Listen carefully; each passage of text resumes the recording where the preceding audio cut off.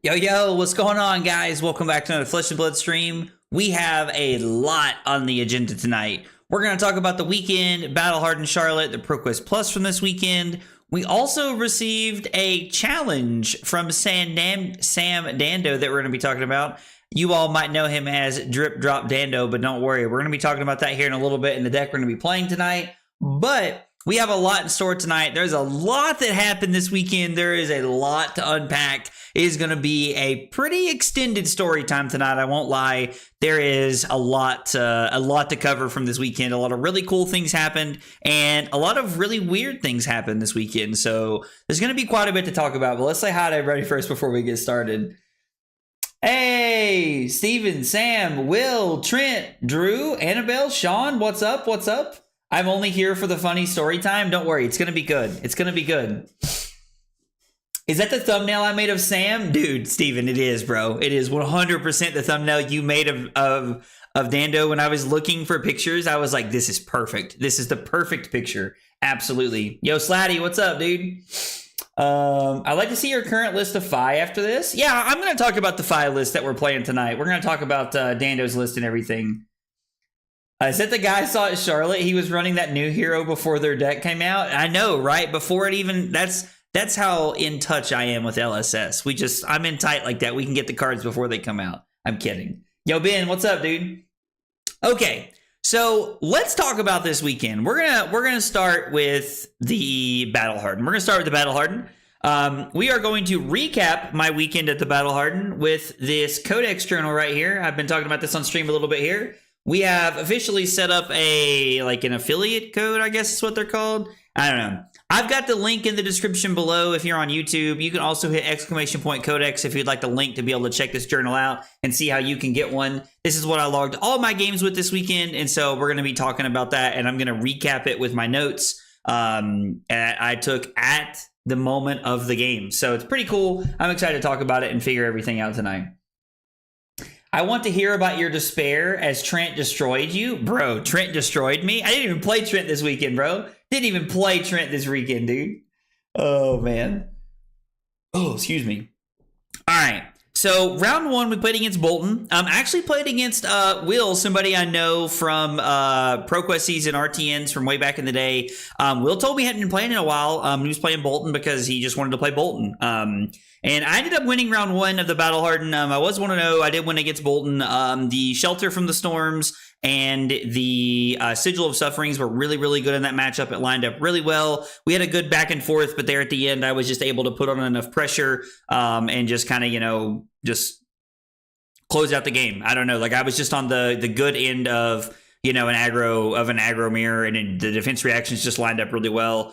Also, Will was not running any Arcane Barrier, which I think a lot of the aggro decks are not running Arcane Barrier against me, which is kind of interesting. I know that Zen's one of the few that does, but Will was not on any Arcane Barrier, and so Sigil of Suffering was able to get a lot of value for me in that matchup. It worked out really well, and so we were 1-0.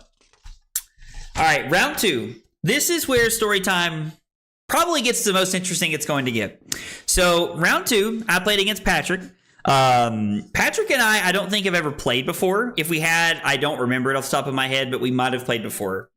So Patrick was playing Prism and I was playing Aurora, as everybody knows. And so going through this game, we're having a really good back and forth. This is a really close game. Like, it's like on the edge of the seat there. And there is a point in the game where it kind of just shifts out of my favor. And so like it felt like it was going downhill quickly for me is basically what was happening. Yeah, Patrick Weiss. It was Patrick Weiss. And so It's all like, it feels like it's going downhill for me. I'm trying to like grasp to find something to be able to make something happen late in the game. And we get into this turn, and Patrick attacks me with an angel, and he plays a Lumina Lance on his angel. Now, if you've ever read Lumina Lance, it says target light attack. The angels have the subtext on them of light. And so in my head, I'm like, he tells me, he says, you know, this is a light angel. And I'm like, yeah, makes sense to me. It's a light angel, it's a light attack. Sounds good, works for me. We play through 2 or 3 triggers throughout the rest of the turn. Patrick searched his deck after he hit with a Herald. We got into this weird spot in the game where we had gone way past the point of the Lumina Lance on the angel. And so and then at this point, somebody sitting next to us stops the game, gets a judge, and they try to like stop us from what we're doing. And so this is when the judge stopped us and like started checking rulings and found out that you cannot Lumina Lance your angel because it is an ally, so it's not considered an attacking hero. And attack reactions can only be played on like an attacking hero, I guess. So I don't know. It was a really weird situation. Like, I would like to state before this conversation goes any further, there is no ill will towards Patrick. Patrick was super nice about the whole thing. I could see that he was not trying to cheat me on his face. Like, Patrick was super nice. He was super cool. He felt super bad about the whole thing. We talked about it and laughed about it like the rest of the day Saturday. Patrick was super cool about the whole thing. So I do not want there to be any misunderstandings. There is no ill will. There's no bad blood. It was an honest mistake. Shit happens, and that's all there is to it. So fast forward. The judges come back after about, like, I would say a 15 to 20 minute judge call, and they decide that the play that they wanted, that how they wanted the game to stand, is that I'm at 1, Patrick has an angel on the board, and I have blocked with every card from my hand, and he has the angel on the board that deals 2 arcane damage, and I have no arcane barrier in play right now. So I'm at 1, the arcane's on the board, and it's also important to mention that Patrick has 1 soul. So the judge says, I would like to issue Patrick an IP2 for like a game rules like warning and stuff like that. And then he wants to leave the game the way it is because there's no way for us to undo the game from where we're at. And he wants to leave it the way that it is. I appealed to the head judge because as it sits, with the game state being incorrect the way that it was, I just die. Like, I'm just dead on board. I lose, like, on the table. There is nothing I can do. I am just actively dead the way we're sitting. I appeal to the head judge. The head judge makes the decision that this is a one-time and one-time only exception, that we are going to rewind the game state so that we can try to make this as accurate as possible. We spent a solid 5 minutes rewinding the game state, trying to finish this off and make this happen. When it was all said and done with, in the mix of us trying to point out cards and show things and talk about different things, we had misplaced one of Patrick's pitch cards into his banish zone. So when we rewound the situation, it looked like Patrick had not pitched for his angel attack. We couldn't figure out where that came from, how that happened, and so we didn't Patrick ended up having to pitch the Lumina Lance to attack with his angel and then get into that situation. Patrick had already pitched a yellow card, but it got moved into his banish zone, and so it was like a whole situation. It was a whole thing, and so like we missed this whole interaction. So all of this happens with the wrong interaction in the Lumina Lance, and then past that, when we rewound the game incorrectly. So Patrick, actually, the way the turn had panned out, nothing really would have changed. I would have just died next turn anyway. Now, with that in mind, I just died 2 turns later anyway, so it didn't matter. So thankfully, it didn't cost Patrick the game or anything like that. But it was a really interesting situation where the judge actually made the decision that he was going to make like a one-time decision to try and rewind the game. And in rewinding the game state, we messed it up even more. It was wild. It was a crazy experience. I am very grateful that Patrick and I got a chance to catch up after that, you know, because like he apologized multiple times for everything that happened. And like, you know, I told the judges, I was like, look, I do not think Patrick was cheating. I don't think there was any bad blood or anything here. It's just an unfortunate circumstance that we find ourselves in. And so it was a whole thing. It was a whole thing. It was a wild set of circumstances. Like it was crazy. It was a really, really interesting turn, the whole situation. I even ended up talking to one of the judges about it later, and they told me, they were like, I've never seen a game rewound like that. Like just know that like you were a part of like the exception to this rule. So it was really, really interesting. But yeah, round 2 was wild. Anyway, so all of this happens. I'm 1-1. I will say that I feel like, considering how the game was going, the game ended how it should have. I lost. And I think that's how it should have ended, because Patrick was winning the game when all of this happened, and he just won the game in the end like he should have. So Patrick won the game. I'm 1-1 at this point in the Battle Hardened, and like it was just I don't know. It was honestly, at this point, it was more interesting than anything just to be able to be a part of that moment and to see the entire thing unfold. So anyway, I'm 1-1. I have now beaten a Bolton, and I have lost to a Prism. Round 3, I played against a Charlotte local, Chris I can't remember how you say his last name. I apologize, Chris, if you end up watching this. But Chris was playing Florian, and Chris had a really hot start to the game. Like, some things really didn't line up my way. I had some awkward hands. Things were just really weird. And we got to a turn in the game where I took Chris's turn to pretty much just like present Omega lethal, like not really lethal, but like present a ton of damage. And Chris started blocking to try and like block some of it out, and he wasn't able to block all of it out. And from there, like it just like it spiraled. It just kept going. It just kept going and kept going and kept going. And so like it was just like, I don't know, like it kept going, and I was eventually able to win the game. I won the game from 1. I was at 1 at the very end of the game. I went down to 1 to be able to keep 3 cards in an arsenal to try and kill him, and I ended up taking every card out of his hand, and then the burn up and shock on the following turn ended up winning me the game. So it just really lined up for me. To be able to just, I don't know, like it was a close game. I didn't think I was going to win for a while because of how the game started, but I was able to pull it back, and we were able to get there in the end. So beat a Florian, and we're now 2-1, which was really nice. Yeah, in my conclusions in my notebook from this, I wrote Tunic gets so much value because I'm pretty sure I used Tunic almost every single third turn to throw Starfall. It was absolutely insane. Absolutely insane. Okay, round 4. I played against Sean, who I've actually I've played we hung out in Memphis. Like I played Sean, like I've seen Sean multiple times around, and we played in round 4. This might have been one of the weirdest games I played all day, to be honest. Maybe not like don't get me wrong. The Patrick Weiss game had by far the most interesting interaction I've ever ran into, but mine and Sean's game was really, really weird. So he was playing Dashio, Sean was playing Dashio. I went second. And so in going second, he won the die roll and picked to go first, I'm pretty sure. And so he went first. The first 3 turns of the game went by, and it was 40-36. 3 entire turns had gone by of Dio versus Aurora, and it was 40-36. The starting life totals had not changed. It was such a weird start to a game.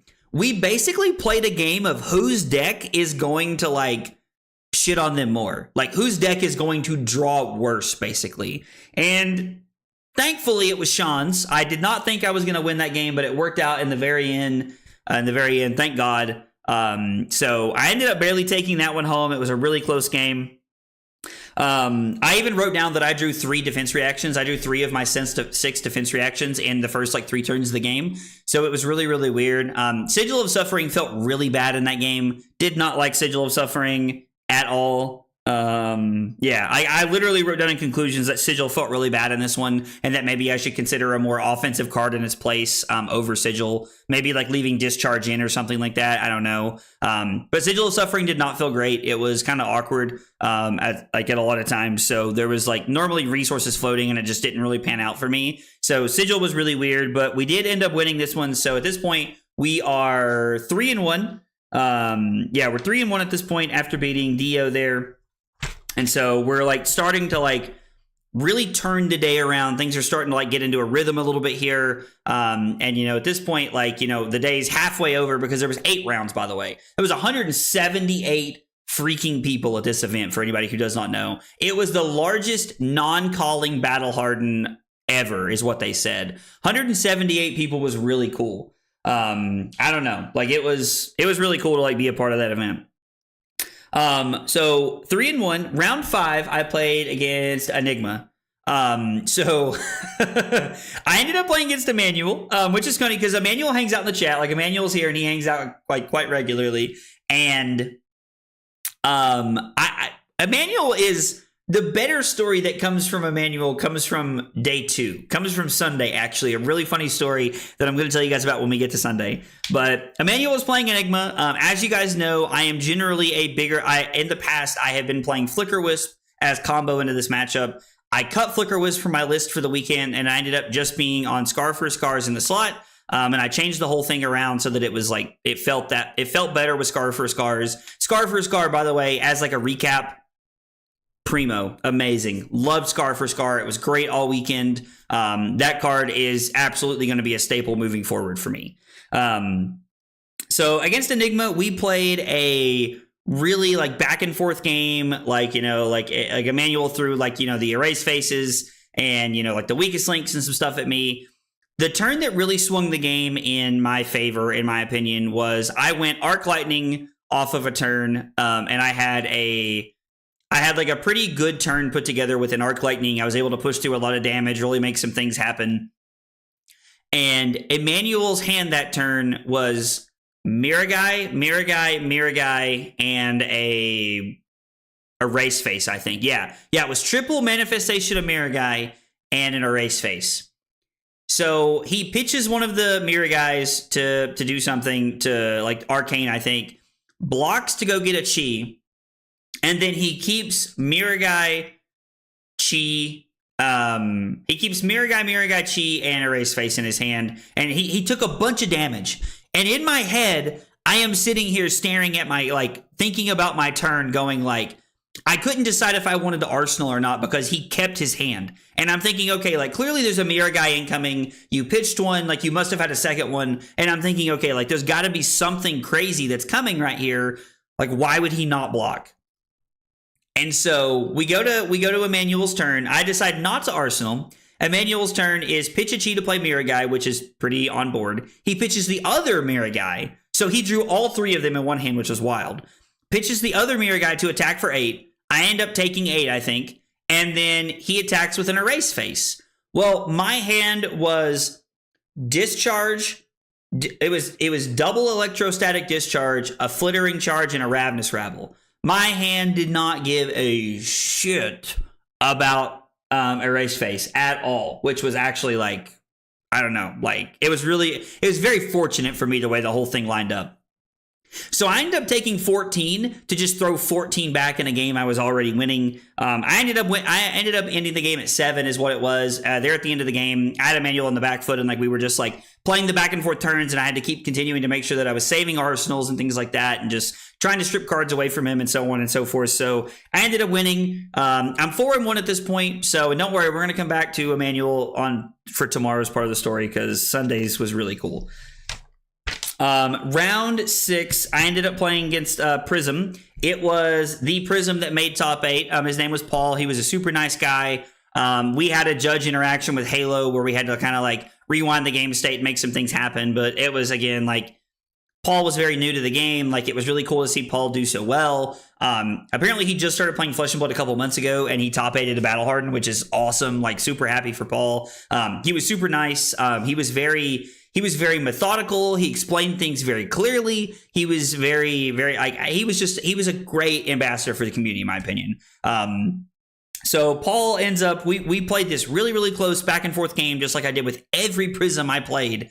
And I just fell short in the end. Like, I just could not get there. It just felt awkward. Like, it just wasn't able to get there. It was really weird. Just like, yeah, like close game, back and forth, fell short, and that's just how it falls. So unfortunately, I am 0-2 to Prism at this point. That is exactly like my 2 losses right now. I'm 4-2 in the tournament, and I know I'm out of top 8 contention. So I'm just kind of like playing for tickets and stuff like that. And just overall seeding or overall placement, I mean. And then, so I've lost both my games to Prism, which if you ask Taylor Crawford, he's literally like, oh my God, what are you doing, Forehead? Like, he's like, just win. So anyway, that's classic Taylor for you, though. And yes, Taylor, if you watch this later. All right. Round 7. So yeah, I'm 4-2. This is round 7. I ended up playing against Zach Adams. I'm sure a lot of people recognize that name. So I played against Zach Adams. He was playing new. I felt really bad before the game ever started because he got the pair down. So he was X-1, and he got the pair down into a matchup that is just actively not good for him. Like Aurora is favored against new. It was a really close game. He had a couple of really good turns to start the game. There was a lot of like really, really good pressure turns that set him up and put him in a really good spot against me. And at the very end of the game, he could have thrown Beckoning Mistblade for me at me. We were both at 1. He had a Persuasive Prognosis in hand, or it was a Persuasive Prognosis, or it was the Beckoning Mistblade. There was 1 Burn Up and Shock left in my deck, which I drew. And since we were both at 1, when he threw the Persuasive Prognosis at me instead of pitching it to the dagger, and I was just like, I threw the shock at him and was like, shock you for the game.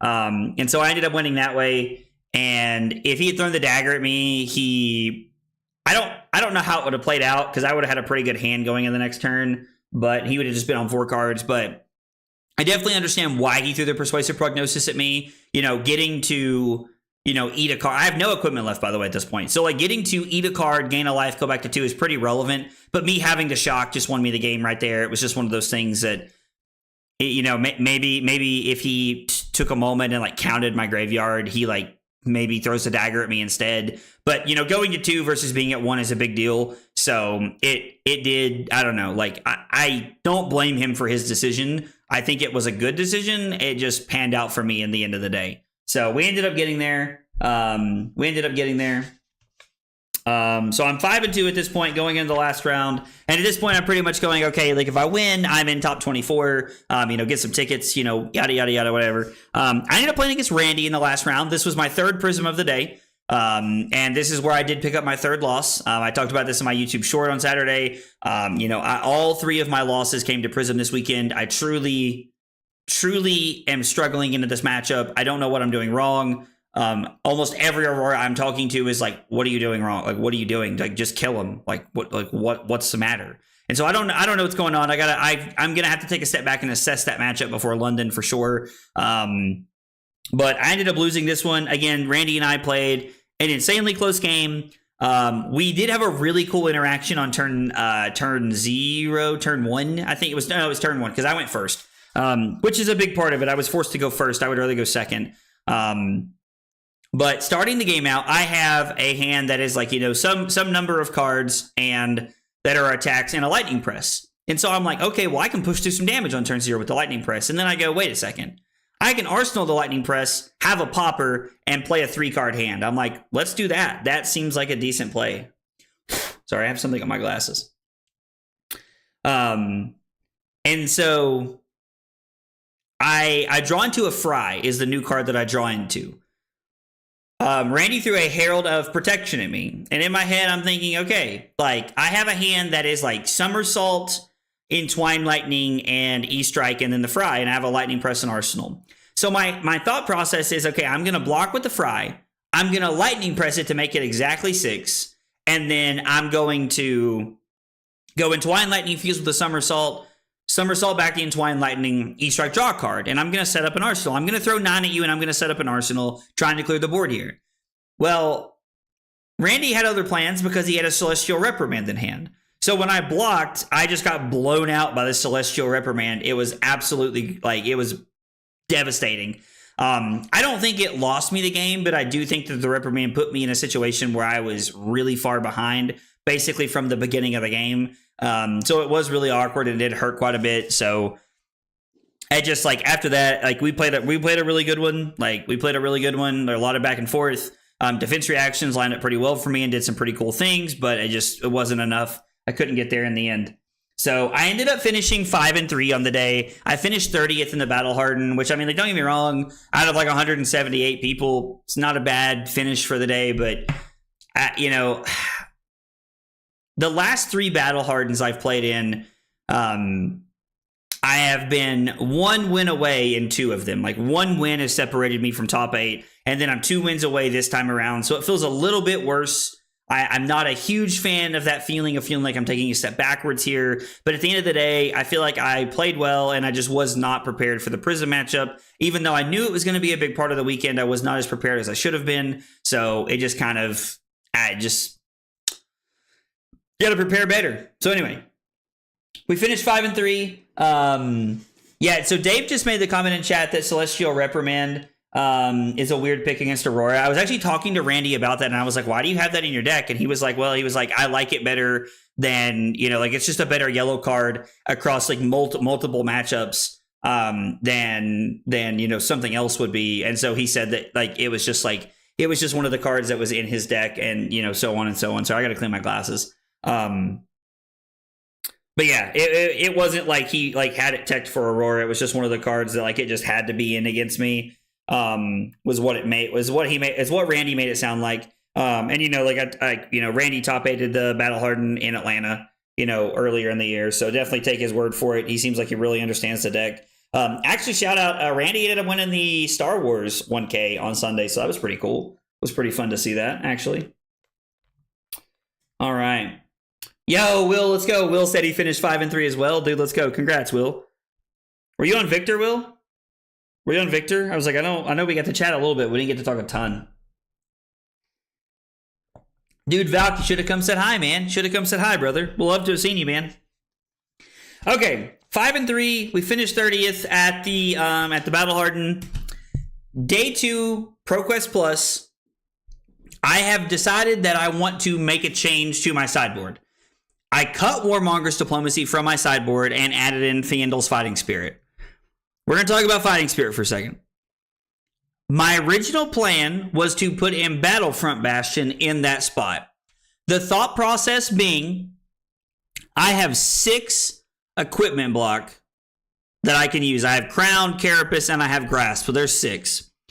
If they throw a red 7 at me, I can jam the Battlefront Bastion in front.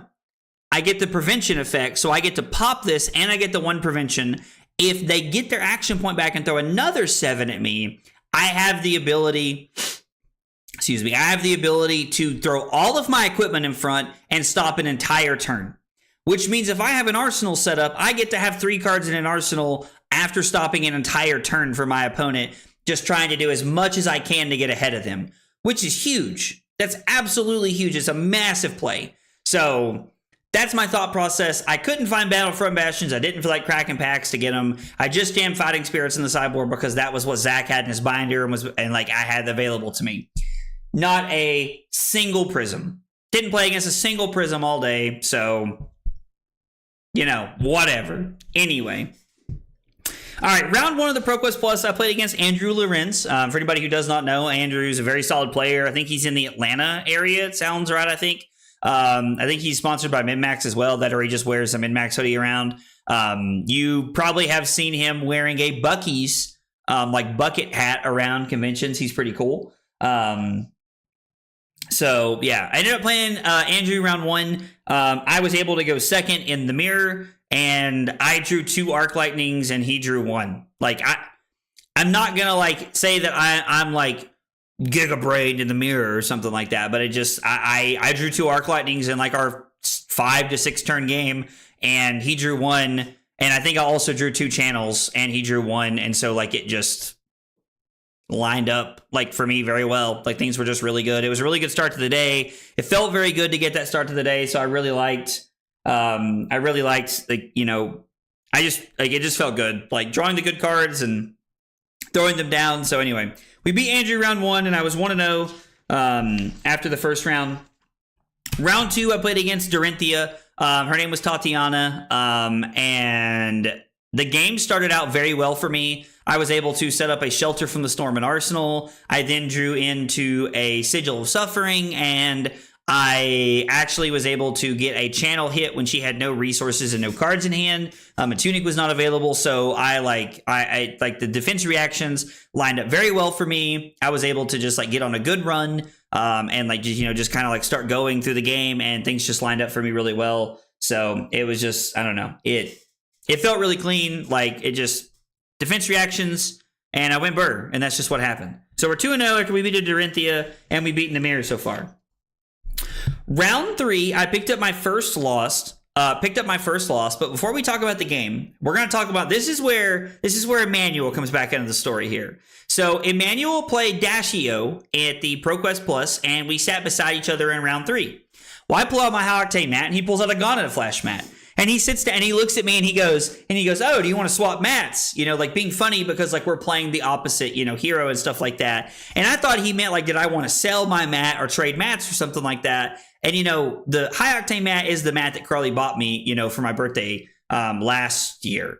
And so, you know, I told him, I was like, oh, you know, I appreciate it. But I was like, you know, my wife bought this for me and so on and so on. And you know, he was very confused because he meant trade for the round. And so he was like, okay, that's cool. He was like, I meant like for right now, like just for the game, you know, like just being funny. And so we ended up not doing it. And, you know, we were laughing and cutting up and carrying on. So we both lost. Emmanuel and I, he suggested the idea to me that we trade mats. We didn't, and we both lost. Keep this in mind because it's going to come back up in 2 more rounds. My game against Will was really close. We had a really, really good back and forth. There was a lot of like tempo swings, and like he played really well. Will's one of the few news I've lost to over recent periods with Aurora. I think it's a pretty favored matchup, and Will played well and drew well at the beginning of the game, and it just did not work out for me in the end. We got to a point at the end of the game where I was playing. He had a Bonds of Agony, I think. Yeah. So it was Bonds of Agony is what it was, and he had 1 card in hand. He had 1 card in Arsenal, 1 resource floating, and he had the arm piece available. So in my head, I'm like, okay, if it's just a Nick, I only have 2 cards in my hand that block. I'm like, okay, if it's just a Nick, I literally cannot beat you. Like, there's nothing I can do if you have a Just a Nick in your arsenal. By the way, he's only seen 1 Just a Nick, so pretty probable. But I can't beat it, so we're not going to play around it. He also had not played a single Venomous Bite, but he had pitched one earlier in the game. And so in my head, I'm like, okay, you have a blue. Venomous Bite makes this 5, and I'm at 2. So I blocked with 2/2 blocks and Tunic because Tunic had like no counters on it. Like the game was about to end. We were both at 2, I think. And so I ended up just giving 2/2 blocks and Tunic. He had the Just a Nick, and I ended up losing. Just nothing I could do. Just kind of felt bad. So it sucked. It was what it was. You know, we just fell short there at the end. Oh well. Sai, I have to bounce again. Oh, dude, is Taylor live right now? I know he's streaming with Aaron right now, so I didn't know. But yeah, so like we just, like he had the Just a Nick at the end. Like, you know, when I say that, I'm not taking anything away from Will. He played very well. He played a really good game. Clearly he came more prepared for the matchup than when he played against Silas, playing my same 88 and RTN the week before. So, you know, he came prepared, he played well, and he won. So, you know, that's how it goes. Sometimes it just be like that. All right, so we're 2-1 at this point in time, and we're 2-1, and yeah, we're 2-1. Anyway, I don't know where my brain was going. So the next round, I sit down beside Emmanuel again. When I sit down, I look up, and he's just looking at me, and I'm like, all right, dude, let's do it. Like, let's do it. And so we swap mats. We both win our games. Keep that in mind. We both won our games. We did not swap mats. We both lost. We swapped mats. We both won our game. Just saying. Keep that in mind. I played against Vincent. I actually got to play against Bryce. Bryce is a North Carolina local. You know, I've known Bryce for a long time. He's a cool guy. And Bryce and I played a really, really good game.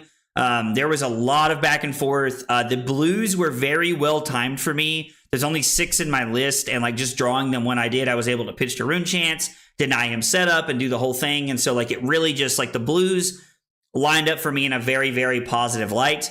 And so, you know, it worked out. I did win the game at exactly 1.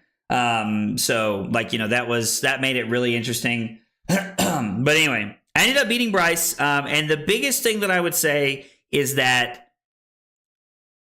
like the mats, me and Emmanuel swapping mats was like pretty fun. It was pretty cool.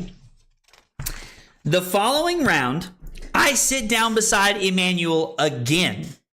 And before we can even say anything, I'm like already pulling out my mat to hand it to him so that we can swap mats. And so as I'm handing it to him, he gives me his mat. We both win again.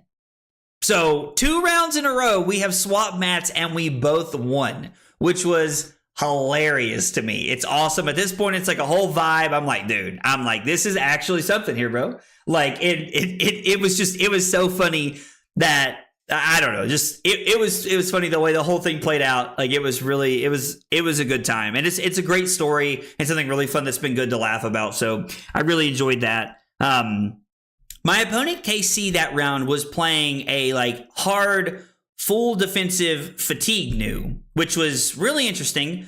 I did not bring, I don't play Flicker Wisps. I don't bring them in, you know, they weren't even in the deck for this weekend. So I just ended up, you know, like pitching reds and trying to do the things and like, you know, playing patiently. And we were able to just like, you know, play well, draw well, and then get there at the end of the game. So at this point in the ProQuest Plus, I am 4-1. Going into the next round, I'm not 100% sure, but I think that there were 70 people in the ProQuest Plus, which means we were just over the cutoff for the 7th round. So I'm thinking, okay, if I win, we're probably locked right here, but I'm not 100% sure, and I did not want to take any chances. But anyway, I'm thinking, in the back of my head, I'm like, you know what? Just win the next 2 and it doesn't matter.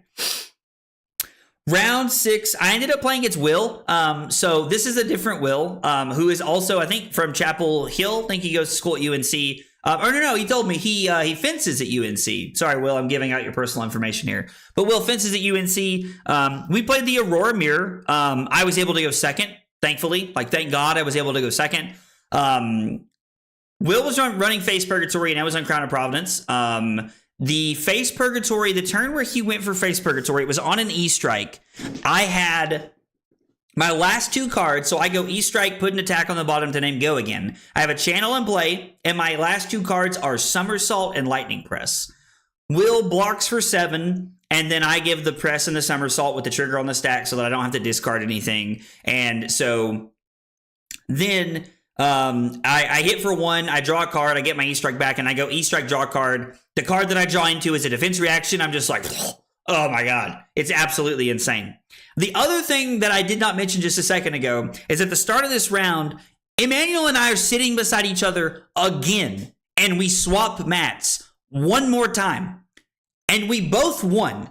So literally 3 rounds in a row, we sat beside each other, swapped mats, and we won every single time we did it. It was the craziest thing ever. I'm telling you, it was wild. And don't worry, the story does not end here. It continued, like my side story here with Emmanuel all day just kept going. It just kept going. It never ended here. Okay, so past that, the next round, I'm 5-1. I played against the sole undefeated, which means if I lose, I'm probably locked, but let's just win and take no chances. I played against Rose in the last round of Swiss. Rose was playing Dash.io. And that's not a matchup that I'm going to be honest, I think is like favored for me. I think it's very close. I put it down as 50% to be honest, because I think if either one of us draws hot, then that person's probably going to win. But if we both play like an average game, I would say, then I think Aurora's numbers are just a little bit better. But Dash.io just has that high roll potential that, you know, can just absolutely obliterate games. On turn 1 or turn 0, I think, Rose puts a, I can't remember what it's called. The draw card thing. Cerebellum Processor into play, I'm pretty sure. It was turn 0 or turn 1. And she ended up boosting away too fast and furious and was able to just continue to like keep it around. And then at one point she had 2 in play. And I'm telling you, I was hanging on for dear life most of this game. The defense reactions were well timed. They lined up well for me and did their best to keep me in the game. And I had like a really good aggressive hand that like tried to put me on the front foot, but it just wasn't enough. And so anyway, it just lined up for Rose to be able to take this one home. I lost a close one. Excuse me. Good Lord. Lost a close one. Thought we might be able to get there, but at the very end we lost. So I ended up 5-2 through Swiss. I was the 7 seed going into top 8. It's also worth mentioning that in round 7, Emmanuel and I did not sit beside each other, but you know what? We said, what the hell? We swapped mats anyway. Emmanuel ended up winning his game. So, you know what? I'm going to roll with it. I'm going to roll with it and say that there was some mat power there. But I did not win my game. So, at this point, I'm thinking, okay, we have to be sitting beside each other, right? Like, that's my thought process. We have to be sitting beside each other. In top 8, I ended up playing the Aurora Mirror. I ended up playing against JP or PJ. PJ maybe? JP? I wrote JP. I'm thinking it's PJ now. I don't know. I feel bad. JP or PJ, if I'm getting your name wrong, I apologize. If you're watching this later, please don't hate me. I wrote down JP, so I'm going to stick with it for now. I played against JP before multiple times. We played in 2023 Nationals. And like, you know, like JP's like a very good player. Like we played multiple times. I know him from events, you know, we've laughed and talked and kind of like cut up, you know, over some time. I saw him in Memphis. I think is like he was playing Aurora in Memphis and we ended up running into each other. So, got to chat with him there a little bit, nothing crazy. Played the Aurora Mirror. I was forced to go first. But I will say I drew 2 Channel Lightning Valleys to his 1 to start the game. And one of them I was able to keep around for like 3 turns. It was absolutely crazy. I was able to put a second counter on it and keep it around again. Defense reactions lined up really well for me. It just felt really clean. Like it just did the whole thing. Aurora felt really good in the mirror. I did win every mirror I played this weekend. I also won like every aggro matchup I played this weekend. That's not Prism basically. Because I know that Prism's just an aggro deck, but I did win all of my like Syndra. I won all of my Syndra, Aurora, you know, like I won all of those matchups this weekend. So the list feels very good into those matchups. And I will say, for what it's worth, the D-reacts that I drew during my game with JP, they were absolutely insanely well timed. Like a lot of it was just like, you know, luck, I will say, but it's a card game. I'm trying to get a little bit lucky. So anyway, all of that said and said. And then, you know, we drew well and we got there in our top 8 game. Emmanuel ended up sitting directly to my left in top 8 and we swapped mats. So this is very important. We swapped mats. The mat lore continues. We both went in top 8.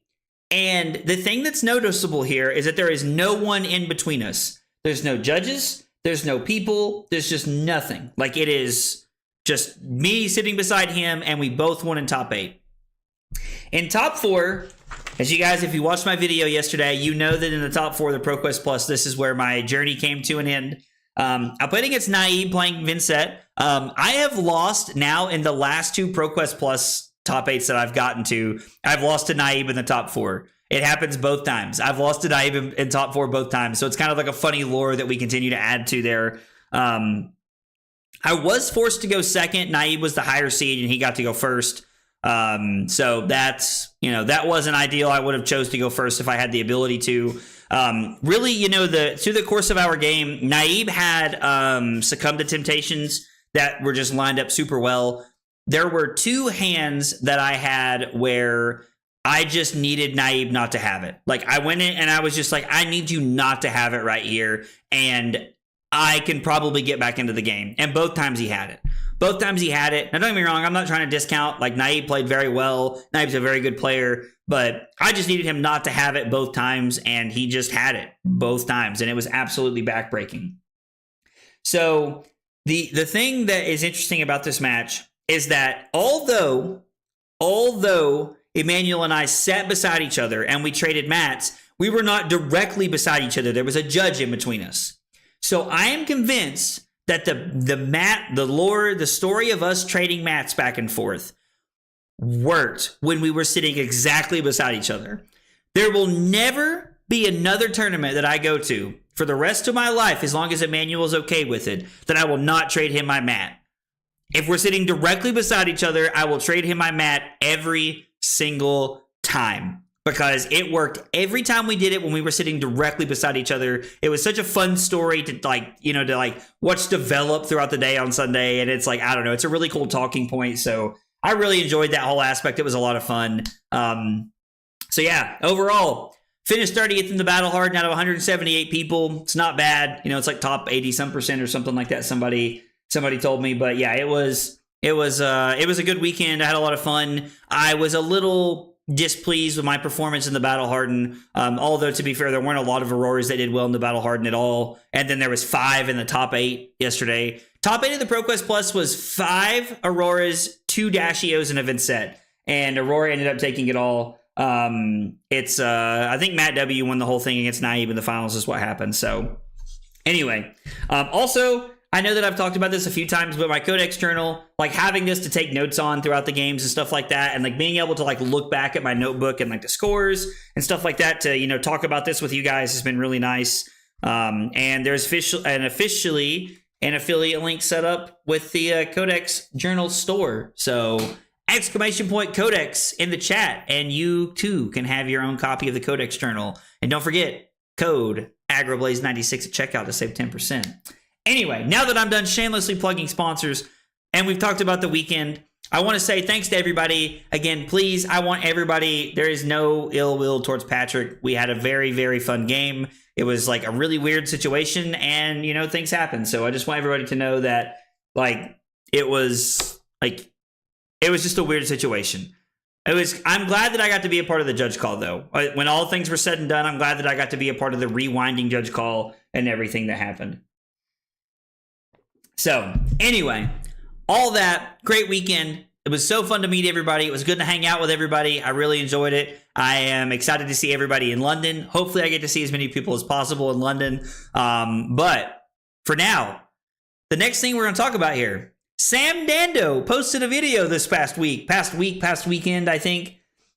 He actually issued me a challenge. He told me that I have become lame, I think is the word he used in his video, saying that I am no longer playing fun decks and fun heroes and that I am just an Aurora player and I've fallen off, and I don't play anything cool anymore. So tonight, we're going to take Sam Dando's updated deck list that he sent me. And don't worry, for everybody who's wondering, I made a copy of it and it has all of his matchups in it.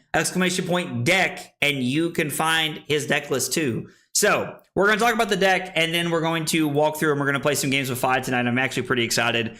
I played Fi that one night and he felt pretty weird, but we're going to play Fi again tonight now that people have really, I don't know, now that people have put some time into it and Dando's really seems to be enjoying it, we're going to take a look and see what he's put together here. I think having Flight Path in is just better. I think it's just a good leg piece. I like having that. I also think that Mask of the Pouncing Lynx is 100% correct. This card feels like it's just the best headpiece to be playing in any of the ninjas. I think Mask of Momentum is probably required in Syndra in some matchups, but I think that you are better off playing Mask of the Pouncing Lynx in Syndra than you are Mask of Momentum. And I think that's going to start changing here a little bit. All right, so we got a 55 card main deck. I really like that we're on Dragon Powers. I think this is just a really good blue 1 for 5. I do think the Cinder Skin Devotion should probably be the 2 copies of Stab Wound. Probably just a better blue in my opinion, just as a 0 for 2 with Finisher here that also kind of works with Shuko and some stuff like that. So I think this looks pretty cool. We're looking at a pretty standard list. I really like that he's on Compounding Anger, Lava Burst, and Salt to Wound as finishers. Considering that we're on the Flight Path, I think it's correct to not be playing Snatch anymore. Plus, Snatch doesn't play with Oath of Loyalty, so there's a lot of non-bow synergy there. And so, yeah, I don't know. I'm really excited to play his list tonight. His sideboard is interesting. He's got a lot of cool stuff in his sideboard. The 2 of CNC is neat. I really like the 1 of Energy Potion. I think that's just a solid call. Loyalty Beyond the Grave is interesting. I've not been a fan of this card, but we're going to see what happens. This is the one that gets me. I got to tell you, this is the one that gets me. The Rake Over the Coals is spicy. I'm not a believer. I'm going to be honest. I would tell Sam this. I'm not a believer in this card. We're going to try it. We're going to try Sam's 80 tonight and see what happens, but I got to tell you, I'm not a believer in this card in any fashion. We'll see what happens. I do like that he has the 2 Flame Call Awakenings. Oh, God, excuse me. And the Phoenix Flame in his sideboard. I think that's good to like be able to have those extra recursion pieces. I like that quite a bit. So we are going to take his Phi deck and we're going to be trying it. And you know what? You never know. Maybe we get some absolutely insane thing, like some insane games tonight, and we end up playing Phi in London. Probably not, but we'll see what happens. Uh-oh. Uh-oh. It's the Atomic Turtle. It's like Turtle hangs out in the chat.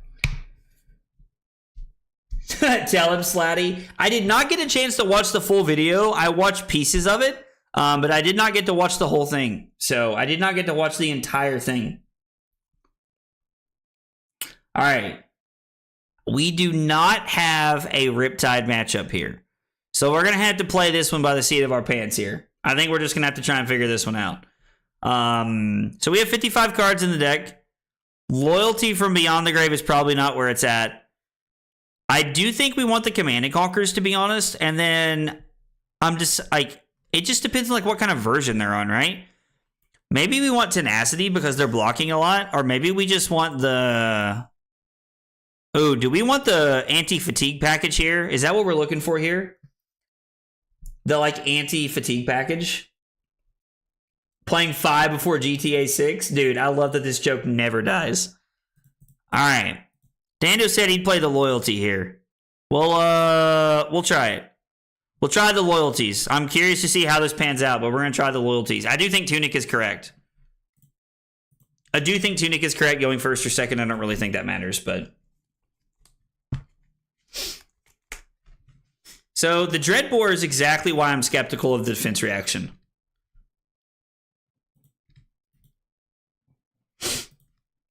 Okay. My God. I'm debating blocking 12 here. I mean, I think we can take 1, right? Keep the Command and Conquer and just like kind of play into it next turn and then know that we can't have an arsenal, I guess. Or I could just block 12. Nah, we'll keep the CNC. There's only 2 in the deck. I think this is fine. I think we'll block and show them that we have the Command and Conquer, so they have to fear it. We want them to fear the Command and Conquer here. Yo, Pausarino, big dog. This hand's trash. Man, if we had Furnace, we could probably like make something happen here, but not having Furnace, like, dude, this is terrible. I guess we can let this go to our graveyard, actually.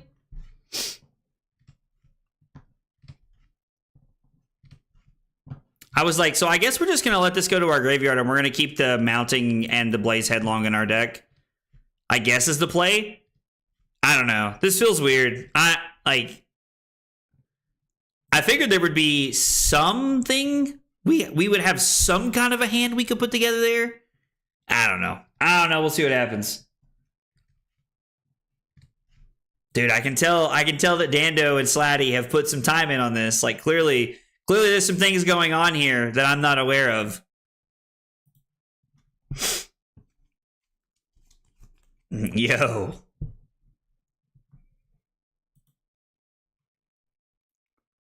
Was it going to be an inertia? Pox is fine, right? So if I block with Cinderskin and Loyalty from Beyond the Grave, I can try to find a starter here, and then we can just try to draw an extra card. I actually don't think that's how we should play it, though, right? I'm kind of thinking that we should block with Cinderskin Devotion, and then we should also block with... We should use the Loyalty. We should throw Emberblade and then Arsenal the Lava Burst is how I think we should play this. That's what I think we should do here. Because it's not an arrow. We get to play this and set it up. This is fine. But I don't think we want to crack the loyalties here. I don't think this is worth. Tunic takes up to 2. We're going to throw Emberblade for 3, and we're going to Arsenal a 0 for 5. And we're going to set up to play offense, not defense here. Getting that loyalty from the grave in the graveyard just like gives us the ability to just like pop off whenever we draw what we want.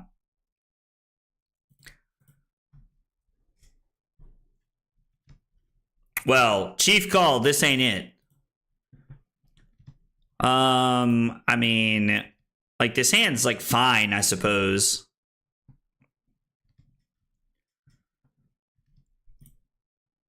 There are no traps. So this is just 7, right? So if we go to 30, it's Ignite, Searing Emberblade,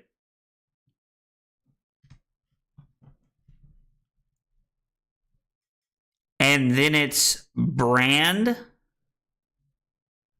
into Dragon Power. Don't throw the Phoenix Flame here. Because there's no world to where we get both of the effects here.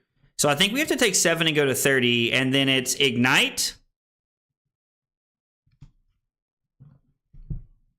Hang on, I'm trying to think.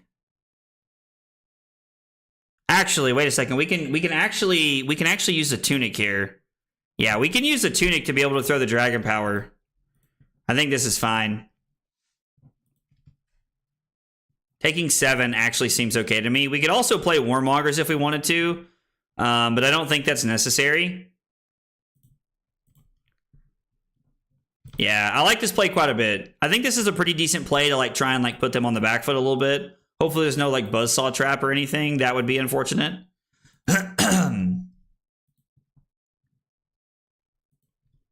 And then it's going to be Searing Emberblade for 2, which is less than ideal, but it's fine. Hardcasting Brand Blue is not something I'd see tonight. I gotta tell you, Dave, that's not what I had on the agenda tonight, but we're here. We're gaming, son. We're gaming. So it's gonna be activate this. Oh, man, I didn't even think about that. Like, we don't even have to, like, use the Tunic here. Yeah, we don't even have to use the Tunic. It's just Brand into Dragon Power. Weird to see 3 blues in one hand. I think there's like 14 in the list. I think is what we had. 14.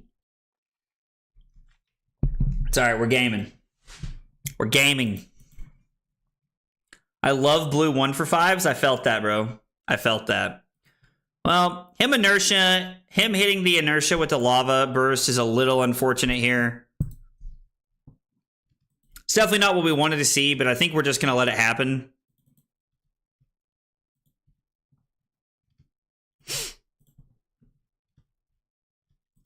I think we'll just let this go to the bottom, and, you know, I mean, it is what it is. Take cover, and they're going to reload something.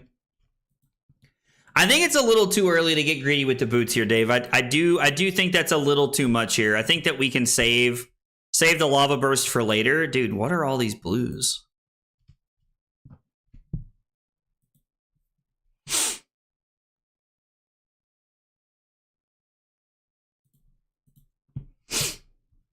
I'm actually pretty interested in just throwing the Emberblade back and then arsenaling the Rising Resentment, because I would really like to set up a pop-off turn with the Loyalty from Beyond the Grave here. You really want to leverage boots for double sword swing. I gotta be honest with you, Sam, that's not even like something that was on my mind, bro. Swinging sword twice is really interesting.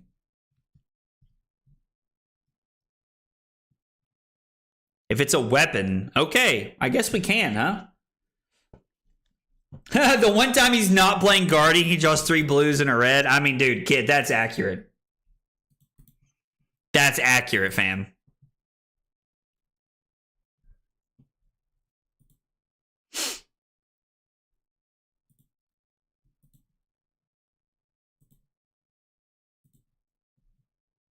Load it in, trench it away, get a race face, I assume.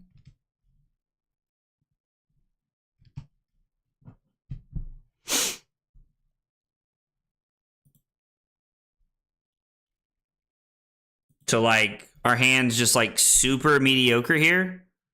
Because if we play Oath, we can't do anything.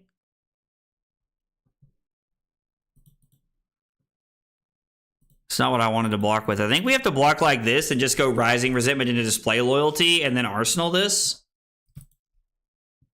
Yeah, I think that's just, like, that bad for us, actually. Yeah, blue with the Tunic for double sword is kind of cool. I have to admit, that's like not something I had really considered, but I do like the thought process there.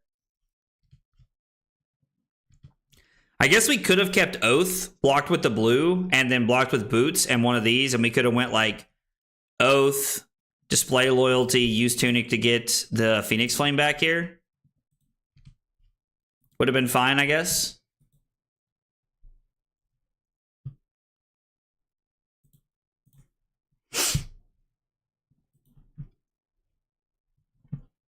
I'm honestly debating if we should just like use Tunic for the Phoenix Flame here. I mean, I don't want to just be giving away the farm here. I'm way more interested in arsenaling if I can. Like, if I can arsenal the Display Loyalty and like set up here a little bit, I would really like to do that if I could. We have a Fealty token and 2 Frailties. I think we're just going to pass. We're looking for a turn where like they kind of have like a little bit of a lackluster hand so that we could just go all in. I mean, this feels pretty good.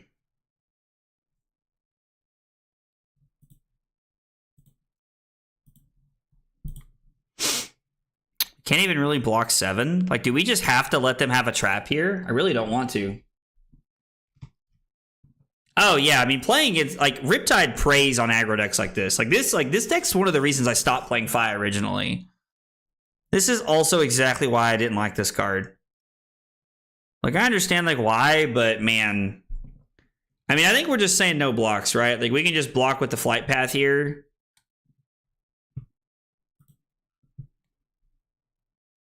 And then we can go Tunic, Spreading Flames, Hot on Their Heels, Brand, Display Loyalty, and then Arsenal the Loyalty here, I guess. I don't know.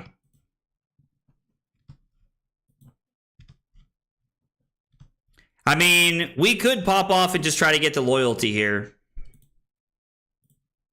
That is something we could do. We could just get rid of both of these, I guess. I mean, drawing into a Brand's not bad. We're just gonna do what we can here using Tunic. I'm gonna turn on Mask because I mean,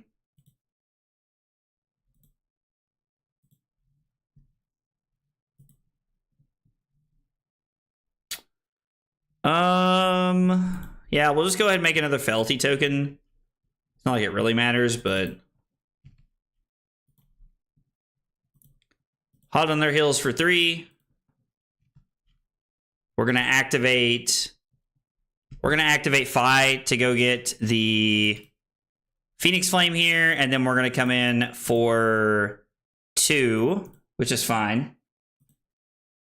Yeah, dude, just draw blue with the Loyalty, right? Like, duh, forehead. God, you know how good a freaking God, you know how good a freaking Tenacity would be right now? Probably should have brought that in.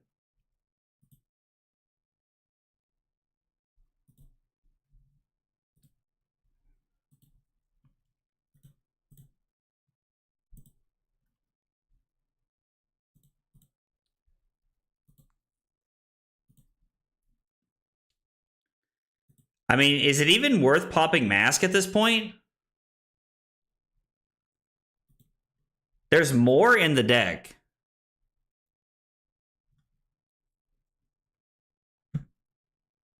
It just feels like there will be a better hand.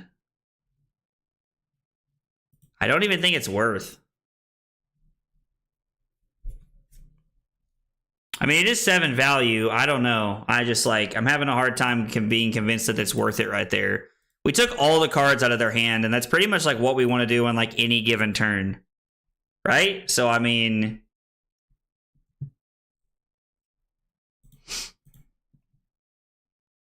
like, trading your headpiece for 7 value is definitely worth. We did also chew through a good piece of equipment right there, which is pretty relevant. Getting the leg piece off the table is good.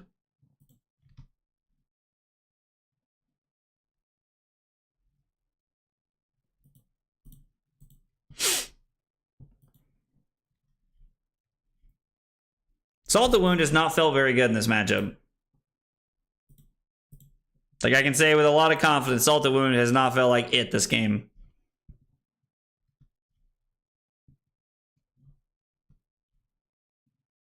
mean, I will throw Salt the Wound, like, here.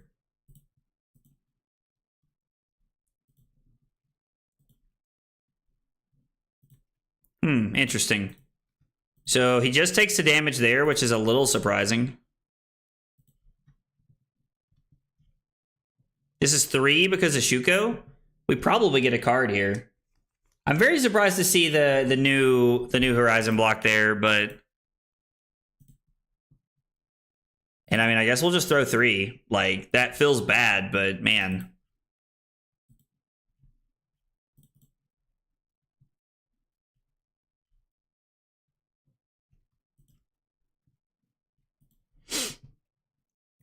Well, the Command and Conquer's not really doing anything, but we also don't really have a better play here. I could block with Command and Conquer and the Loyalty from Beyond the Grave. We could activate Phi. If we activate Phi, we can throw the Phoenix Flame and a Blaze Headlong and then Arsenal one. I could also just block with Blaze Headlong and the Loyalty from Beyond the Grave. And then I could throw Command and Conquer and then just Arsenal the Blaze Headlong and try to just set up for a pop-off turn. We could block 3 and just keep the Blaze Headlong in hand. That might also be a route worth considering here. Just letting it happen. And we'll just throw the Command and Conquer back at him, I guess. I don't know. I think Blaze Headlong is worth the intellect penalty, if I'm being honest.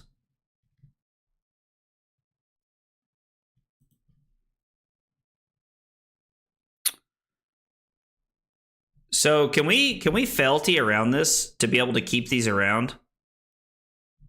I mean, we're gonna lose him, so we might as well try, right? I don't know if this works or not, but I'm gonna try it just to see what happens. I think this works, but I'm not sure.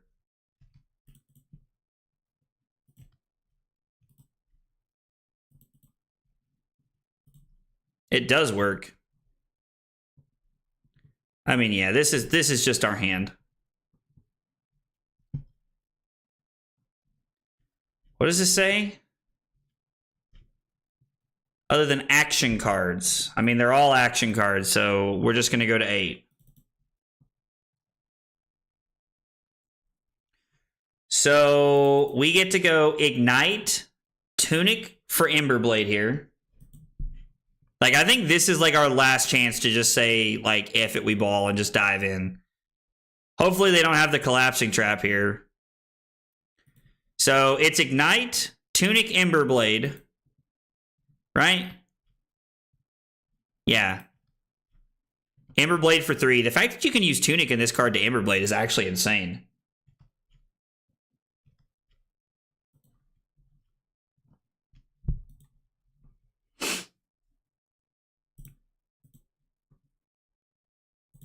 I love this.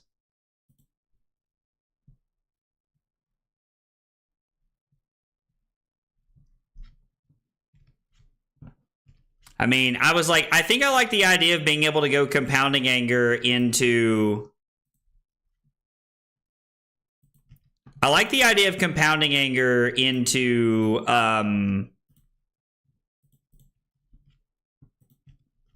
Well, that sucks.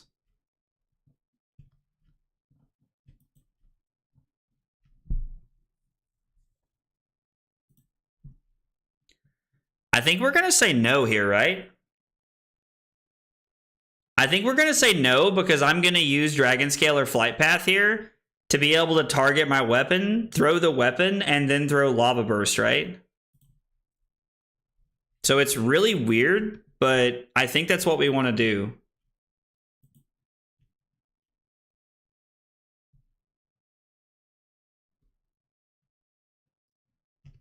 Oh, I missed my window to be able to do this.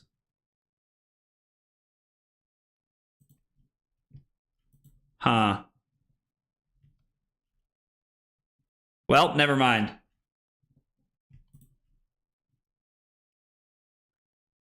Yeah, I have to do that on the weapon that's attacking.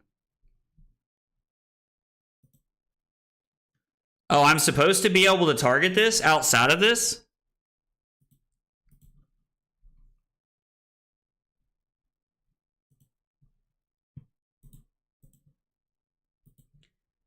If they're willing to let this be worth...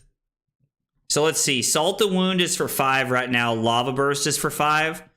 Lava Burst has a better play pattern than Salt the Wound. Is there any chance I'm getting a Dragon Power here?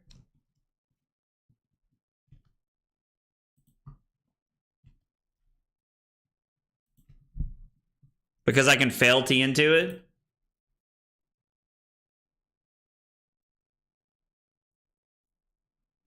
Just to be able to get rid of this card?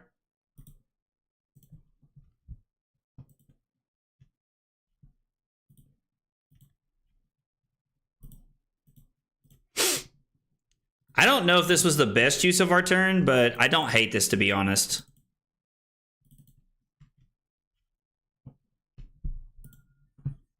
And then we get to turn around and have a pretty solid turn here. I mean, we get to go Oath of Loyalty, Emberblade, Ronin Renegade, Fi, throw it, Arsenal the Mounting Anger. Oh, just kidding.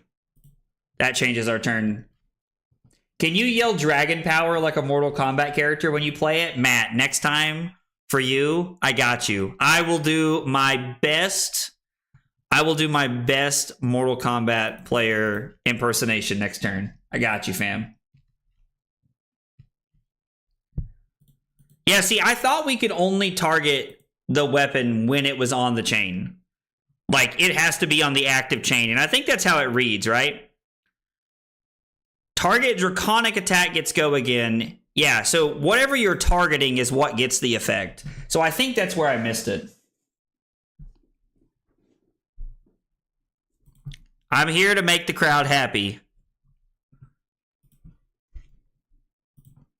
mean, I am pretty worried about running out of cards at this point.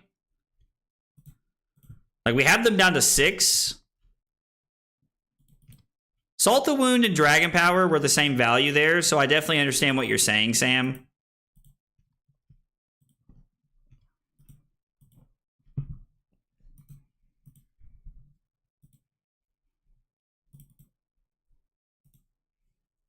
And then we're probably going to be giving up equipment here.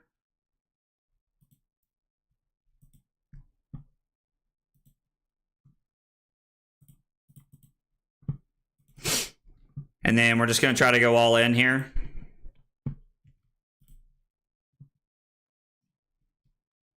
I mean, our hands are pretty solid. I wonder if there's any world I'm supposed to go Mounting Anger into Emberblade, into Phoenix Flame. That is not correct. We have to do it this way. We physically have to do it this way.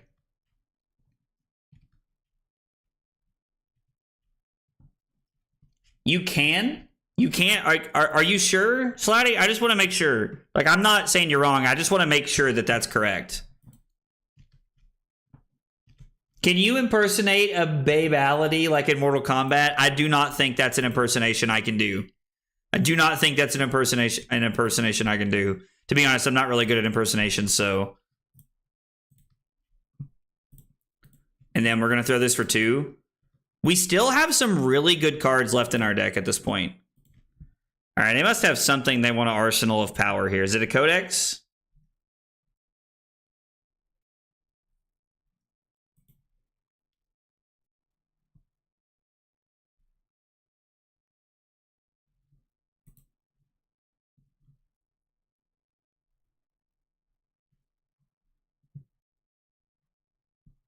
It's one at random, right? All 3 cards. Oh, they chose 2 Tar Pit traps and a Pitfall trap. This should be interesting. Whatever you want, big guy. And patted me on the head. LOL, dude. That's hilarious, bro.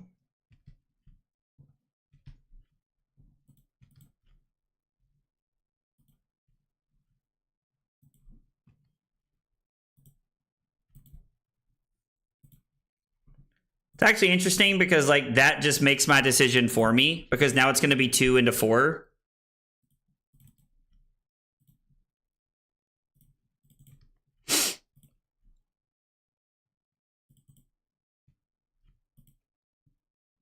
Take cover and to reload something. Hopefully it's not like a 0-cost arrow.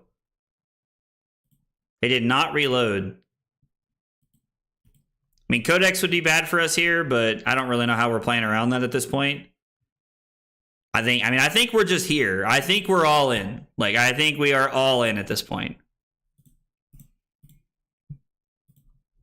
There's 0 of the buzzsaw traps left in the deck, right? Well, or not buzzsaw trap, the tar pit traps. The pitfall trap is what I'm thinking of. There's 0 of those left. They should be anyway. This is fine. I mean, I guess it's not. We're at 1, so it's actually not fine. Uh-oh. The same way you can use a drop in the ocean to target one of the previous attacks. Okay, I mean, that makes sense. I'd buy that for $1. I'd buy that for $1. Please don't turn on a trap. I'm begging you. We're dead. Yep. There's nothing we can do. I mean, I don't know. I don't really know how, like, this is a tough matchup. This feels like an extremely poor matchup to draw. They should have played the codex. That's just wildly incorrect, right? How is it 1? Or is it 2? You should have just thrown that at me. That was I think that was just wrong. But yeah, that feels like a very, very poor matchup to just like pair into to start off the night. Like, I don't know. That's tough. We almost got there. Yo, Doubt, what's up, dude? I'm good, man. How are you, buddy? Dylan, what's up, brother? How are you, fam? It's okay. We're not going to let one loss get us down. We're going to keep the good times rolling. Yo, how's Taylor's stream doing? If you'd used the mask when you had guaranteed 7 damage, you'd have won the game. That's fair. That's fair. Yo, Casey, are you calling my content bad? I was like, that's not very nice, dude. If you're calling my content bad, I mean, honestly, it doesn't matter whose content you're calling bad. That's not cool, bro. Like, were you talking about me or Taylor? Because I know we were just talking about Taylor a little bit, but we're going first. No, just that match. Oh, I mean, yeah. Like, Dando's right. If I had cracked the mask at the right time, we would have got there. So I cracked the mask at the wrong time, and I think it's one of the things that we're seeing about me being out of practice with the deck. It's just kind of unfortunate.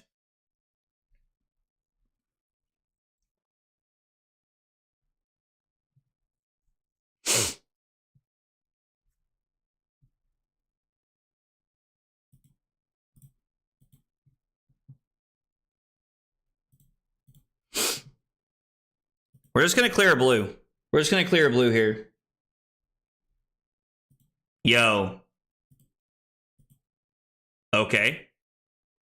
Well, still think we made the right call, but just feels bad. Yo. I mean, this hand's insane. This hand, like, pops off. I don't want to talk about it, is why you're here.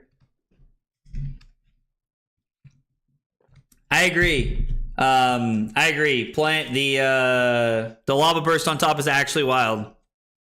Playing the codex that turn would have given you the ignite that has so much value. I mean, that's fair, I suppose. I don't know. Like, I just feel like you're probably supposed to. I feel like you're probably supposed to play the codex, right? Like, it takes 2 cards out of my hand because I'm at 2. There's no world I can ever go to 1 there, Turtle. I don't know. I don't know, man. Playing the codex there feels right. Well, we're going to block just in case. This hand's actually crazy. We're probably going to get the flesh bag pretty early here. Pretty early. No. He had the blue intoxicating shot. He had the blue intoxicating shot, which guaranteed takes 2 cards out of my hand.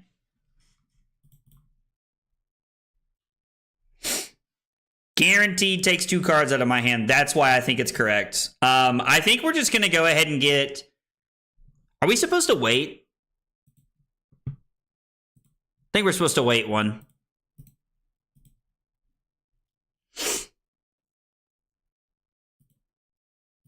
Takes Ronin Renegade. All right. All right. 3.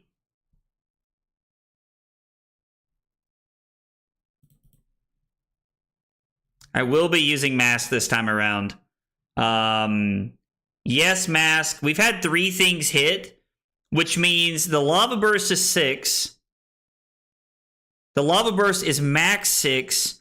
We have 2 more attacks coming in that could turn the Salta Wound into... The Salta Wound is also for 6 right now. But the Salta Wound could be better. Right, because this one's going to be for 7 because of the Shuko, which means the next Lava Burst is for 6. So it's just Salta Wound because Salta Wound is just always better here.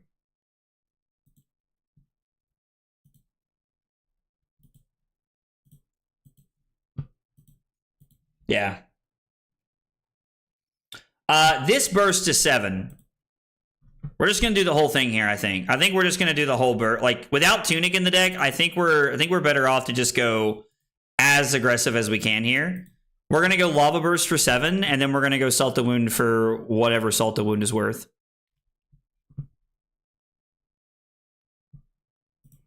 I mean, yeah, let's just use it. It's just, we'll give it go again up front.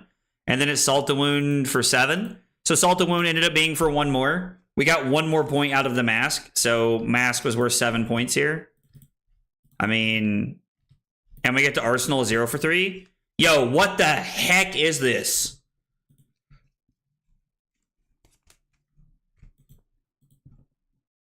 Okay. Well, I guess our turn is going to be Oath, Ignite, Fi, throw 2, Ronin Renegade, Arsenal the other Oath here. I don't know, man. I know. Why'd I draw that as right, Dave? I'm just drawing terribly, bro. Like, bro, come on. Can you all believe that Sam Dando told me this deck was good? I'm just kidding. That's right. We got starters for days, son. We got all the starters. Oh, roll a 1. Woo! We got so punished. Wow. Okay, so it's going to be Oath, Ignite, pitch an Oath for Blade, 5, Ronin Renegade, Arsenal Oath. It's fine. It's fine. We just made triple Oath work. We could have blocked. We could have blocked. Our turn's okay. We're going to pitch an Oath of Loyalty to be able to throw Emberblade. Ignite makes this hand work. I think you blocking there without giving me a card from your hand is like wildly incorrect. I mean, I gotta tell you, 5 versus KO, this takes me back, boys. This takes me back. Yo, 5 games, what year is this? That's big facts. Also, Panda, what's up, bro? No, this hand is actually fine. This hand is like actually not that bad. We're going to trigger Shuko. We're going to do the whole thing here. Like this hand is fine. God, I love how much of this matchup is just no blocks to the freaking moon. And then we just get to like try and throw Oath. We just get to like put a turn together with Oath next turn.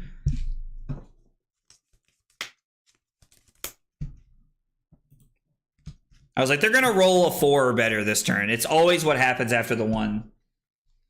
That's right. It's 5 time, Raphael. Tell him. Let him know. Let him pray.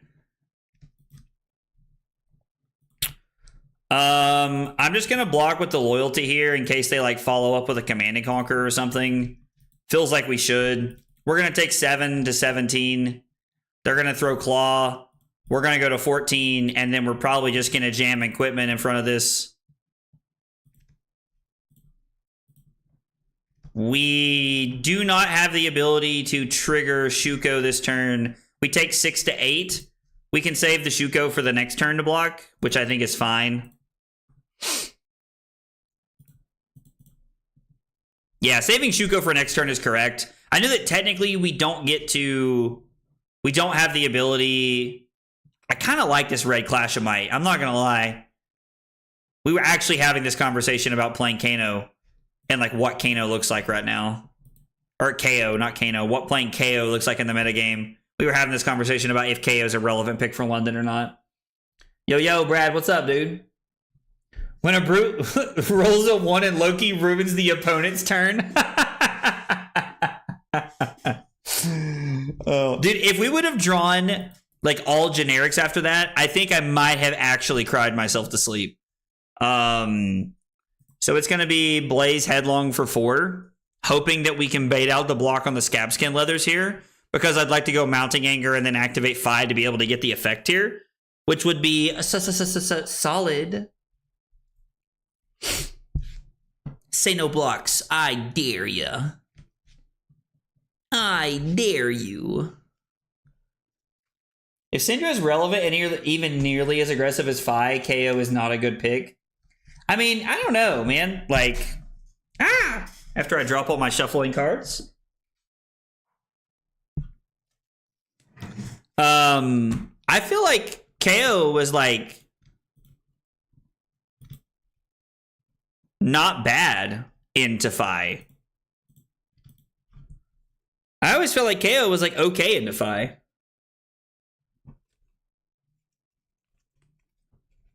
The KO Fi matchup was always atrocious. Are we talking about KO being bad into Fi? Did I miss something? I always felt like the games were super close. Maybe I'm like tripping though. I think this dude is playing my KO list. This is hilarious. It's just a battle of Dando tonight. It's just a battle of Dando tonight.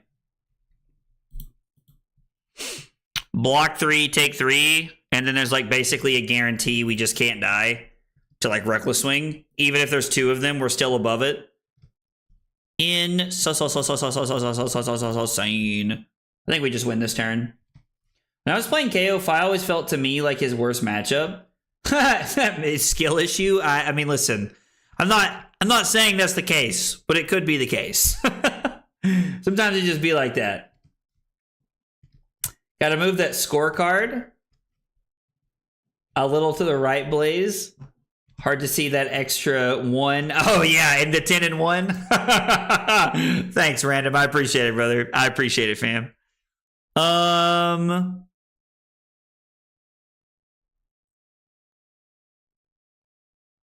Yeah, this is fine. They have to have a no block, right? Like, it's KO. They have to have a no block.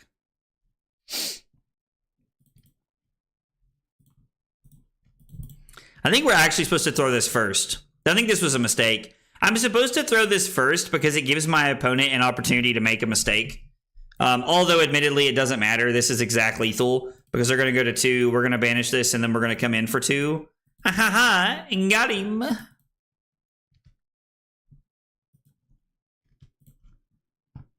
Yeah, I think I actually made a mistake there. I think I made a mistake. I think I should have thrown the 1 for 4 first because it forced Nick into like making a decision there. And Nick had the opportunity to give me 2 cards there, which would have been wrong, but it would have allowed us to kill him there. Also, I have to admit, I'm not going to lie. That red Clash of Might's hot. I like that a lot. There's a lot of aggro decks in the format right now. That's kind of hot, dude. I mean, I'm not going to lie. That's pretty cool. Casual 19.75. Tell him, Sam. Sam is cooked. Sam has cooked.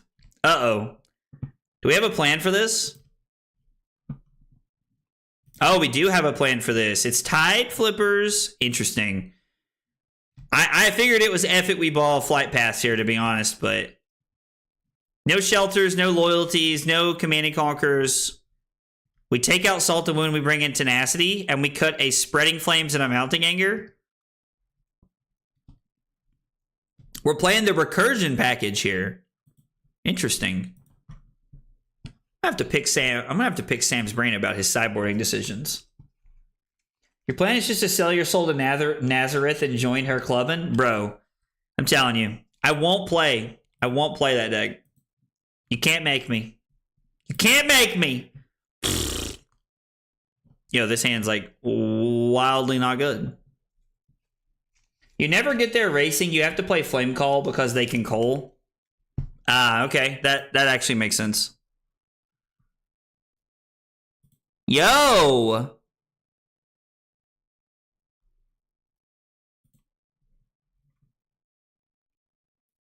This hand is like so bad. I feel like I'm just supposed to go like Fire Tenant, strike first into Warmongers. I mean, we could throw this into Compounding Anger, Arsenal Hot on the Hills. Yeah, I don't know. We'll try that. We're leaving ourselves wide open to Face Purgatory here on one of our larger attacks, but I don't know what else we're doing. Someone needs to ban Taylor from touching Illusionist. Have you seen the Pummel Cinderlist floating around? Yo, I have not, but you have my attention. I will tell you that. I will tell you that. Yeah, you can't be pulling for Vincent. No. Come on now.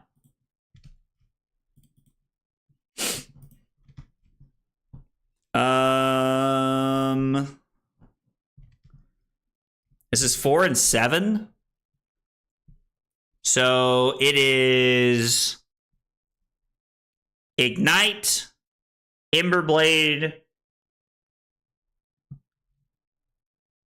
Yeah, I think we have to pitch the yellow here to Emberblade. Maybe we pitch the yellow to... No, it's worth 3 on offense or 2 on defense, so I guess we're just supposed to take the Rune Chance here. Hope they don't have the... I guess we'll just hope they don't have the Succumb. Well... I mean, the fact that they've seen 2 Succumbs in 2 turns is very unfortunate for us.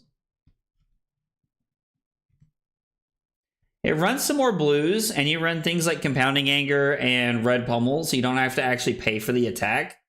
Oh, that's kind of cool. I mean, no, we have starters. It's not that. I'm not really worried about that. I'm more concerned about, like, the fact that, like, they're just, yeah, like, taking the Blaze Headlong is just, like, easy auto pick right there. Is there any world that we want to go brand Hot on their Hills, Display Loyalty, and Arsenal the Ignite? No, we have Tunic coming up, so there's no reason to keep the Ignite, I don't think. Feels silly to keep it. Very surprised to see them block there. I like that this costs 1.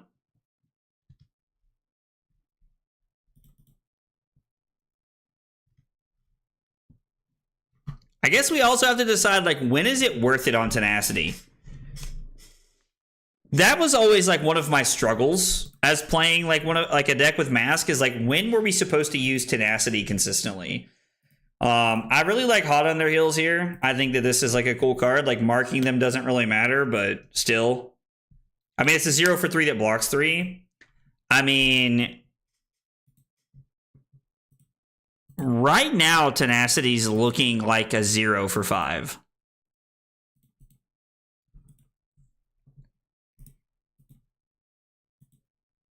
I think I like making the Fealty here.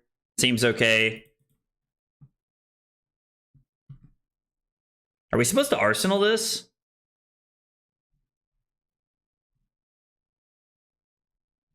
Fire Tenant, strike first. Into use Tunic for Flame Call. Go get the Phoenix Flame. And then it is... I mean, we could just play this. Yo, is this card like a 0 for 5 right here? Is this card just actually insane? No, this isn't Draconic. We could make it Draconic, though. Play this. Crack the Fealty token. Throw this. Tunic. No, I think we need to save it for a turn. I think we need to Arsenal this. Like, I know that the Flame Call is really good, but, like, I don't know.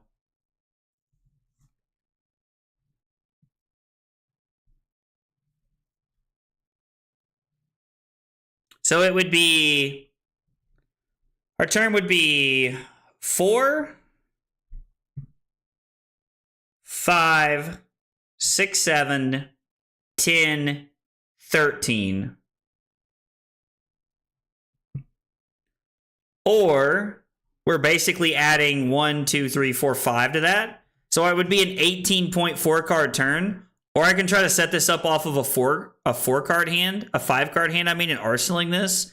And then we could go this into Hot on Their Heels, Tunic for Flame Call Awakening, attack with Flame Call Awakening, get the other one in attack. And then I think I like arsenaling this. I think we have to arsenal this, to be honest. Yeah, I think we have to. We do turn it into a 0 for 6 if we can Pouncing Lynx. That's true. Lava Burst does make this work. But I think we're going to wait. I think we have like one more turn where we can wait and see what we draw. I think we have one more turn we can wait. Yeah, I have to say, Dando's making a solid point for why this card's good right here. Like, this turn's making it look pretty solid. This turn's making it look pretty solid, I won't lie. Am I lagging? Like, what is going on? Is my internet dying? Like, bro, come on now.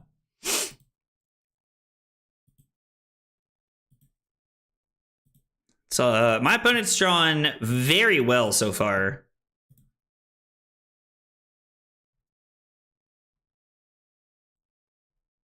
Did I miss something? Oh, shit.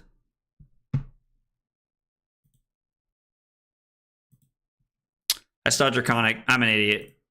Uh-oh, ignore me. God. Somebody made the comment to me the other day. They said, man, like, looking at, like, all those cards, like, having fire is just, like, it's like, man, like, they just look so confusing. And I was like, they're not confusing. And then I just did that. Jesus. Like, brother. Honestly, part of me wonders if we should just leave this in the deck. Now we get to throw Hot on Their Heels. Not that it matters. We could throw that after the Phoenix Flame, but our opponent already knows it exists, so I'm not really interested in trying to hide it here. How many rune chants do they have for next turn? 2 already? Like, how? How do they continue to set up all these rune chants? It's a rhetorical question. I understand how they're doing it. I just don't like it. All right, we're going to Arsenal, rake over the coals, and try to have a massive turn.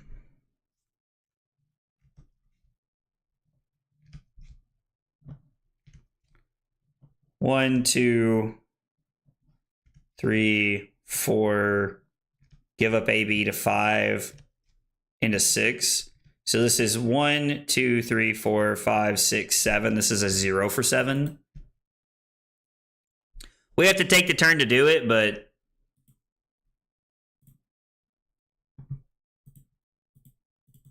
they're gonna have 2. They're gonna have 3 rune chants on the back end. We're gonna go to 10. You want 2 flames engraved so you can leverage it? Oh, so that we can just, like, discard it? Sure.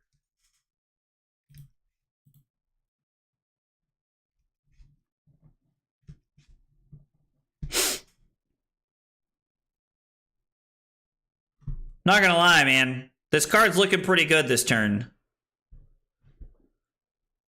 I'm actually pretty excited to play this card this turn to see what we can put together.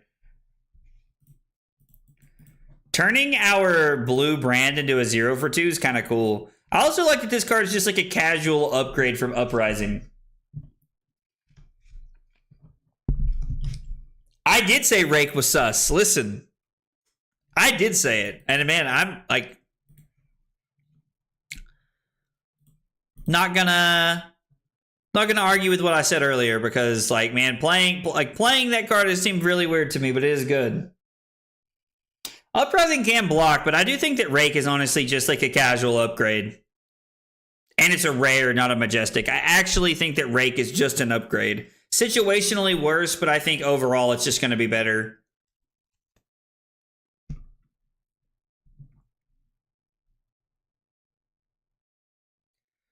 I mean, we're just supposed to go get the other one here, right? Like, we're just like, this hit. Are we supposed to save this? It's going to be 1, 2, 3, 4, 5. Right? No. 1, 2, 3, 4, 5. I don't know how I counted 7 earlier. I don't think we're supposed to use mask. Like, maybe we are. Maybe mask is just always worth it on this turn. It just requires us to give up our tide flippers here, and I don't like that. At Prague, the artist... Oh, they had the Rake Over the Coals playmat. I'm not going to lie. That's a playmat I'd probably like look into buying, to be honest. That sounds like a pretty cool mat.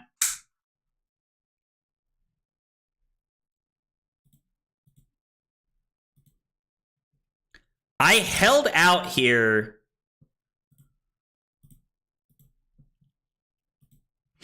This coming in for 3 is actually kind of weirdly not as good for us.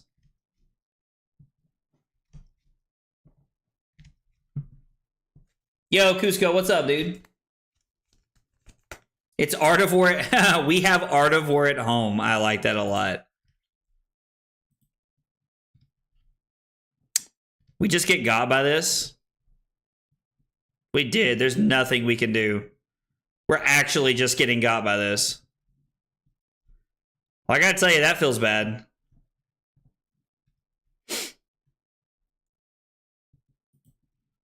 Yeah, it feels bad, dude.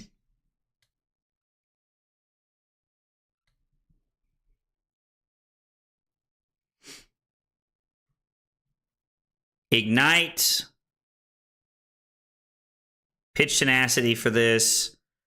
Throw this. Yeah, we have to play Ignite to start our turn. This is a bad matchup. I mean, to be fair, like, Vincent preys on aggro decks. It's like kind of like her thing. Like, she's very good in aggro decks. And I mean, yeah, we just saw why.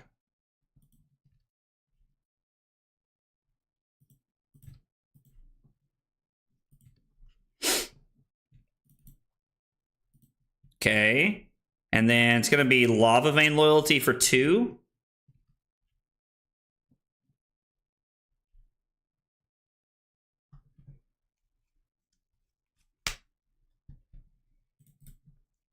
Okay. We're going to activate Phi. This is going to be for 1. I am going to Arsenal the Blaze Headlong. I think we have to have a turn where we can just, like, go all in. I'm hoping it's next turn. Like, I know that they're probably going to be able to, like, present lethal. Jesus, dude.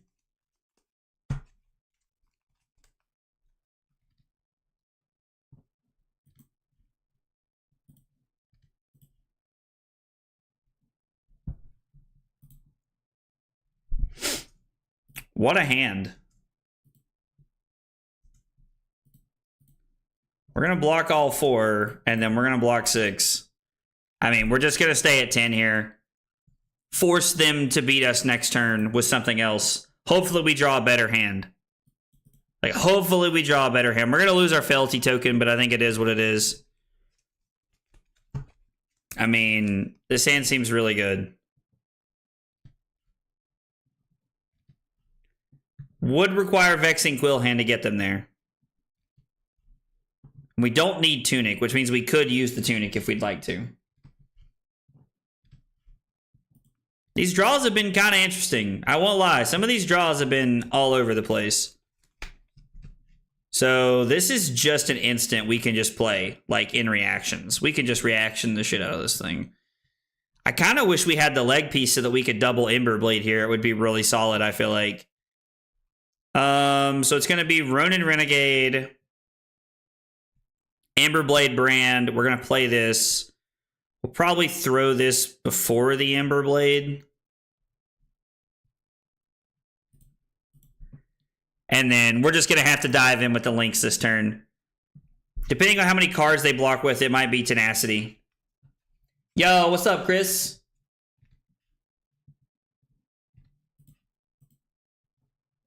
We have Art of War at home.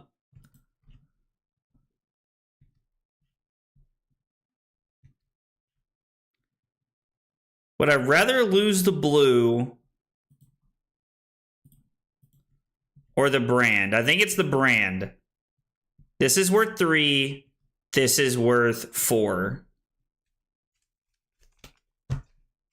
So my list is pushing closer to 11, averaging a blue every other turn at minimum. I mean, we were playing 15 and 5 back in the day, so 14 seems pretty right to me. Like from where like Dando's sitting. I actually don't hate the idea of running that.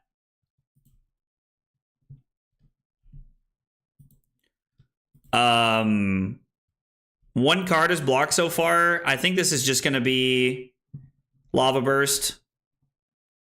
It's just going to be the card. Lava Burst is a 0 for 7. I'm sorry, 0 for 6.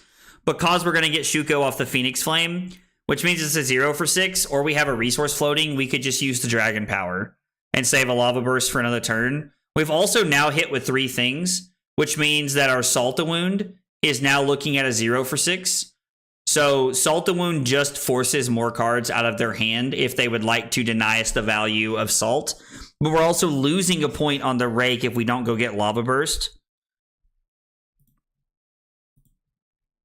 This is guaranteed 0 for 6. We have 2 more attacks, which means we could make it a 0 for 7. This is going to be a 0 for 6. This is going to be a 1 for 6. Oh, I take that back. Dando just said that, yeah, we don't have the Felty token anymore. Yeah, ignore me. So it's Lava Burst or Salt. Salta Wound is 6, minimum. Lava Burst is 6, capped. It's always Salt here, right? It's just always Salt.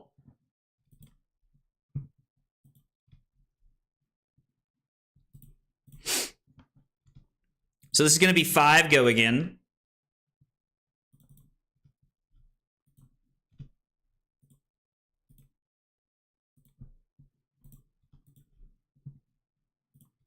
Get a Phoenix Flame. Phoenix Flame for 2. Or I'm sorry, for 3 because of Shuko.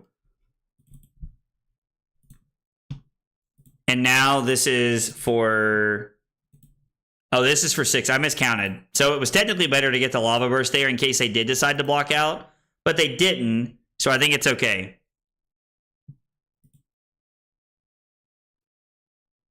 So it's block the Rune Chance. And then block 5, Arsenal the Ronin Renegade.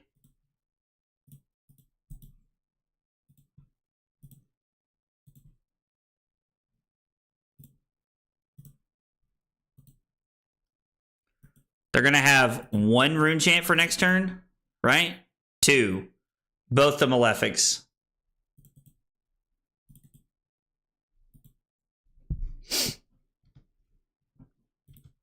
Yeah, we did not have an Oath on that turn. If we had, that would have changed the entire outlook of that hand. Would have changed the entire outlook of that hand. Having Tunic up, like, I'm hoping there's a situation where, like, we can try to, like, pitch a blue to block the Rune Chants so we can play around Succumb.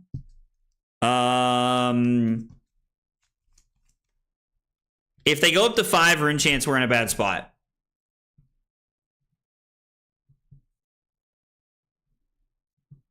Sonata is going to be for a Runeblood incantation, or it's going to be for another one of Malefics, I think. Just kidding. They're pitching. Okay, so they pitched. I guess they were trying to clear out their hand. How many Succumbs have they played? 2? No, they played 1 and banished 1. It's turn 9. There's 1 left in their deck.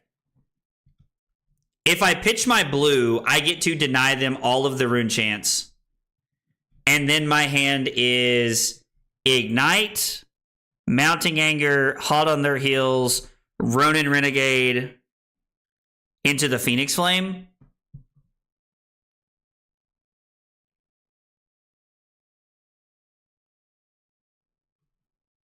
I could also take the Rune Chants here. If I take the Rune Chants, I could use Tunic to block a Rune Chant if I wanted to. Because I don't, if that's the case, I don't need my resource. I guess I just don't need the blue here. I don't need the blue to really make this turn work. And I'm already in such a good spot, I think.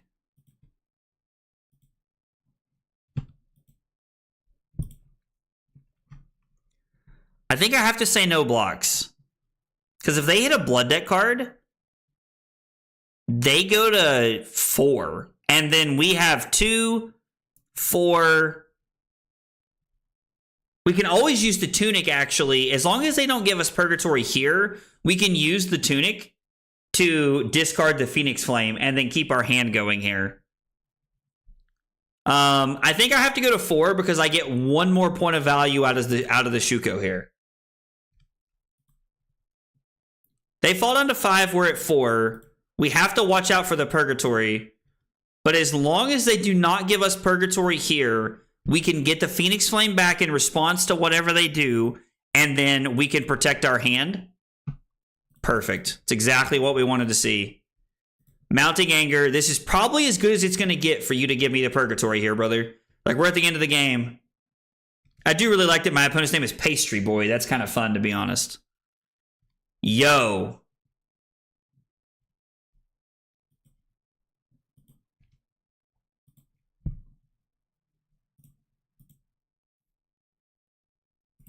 So the Phantom Wraith and the 3 Rune Chants means they can literally block with everything.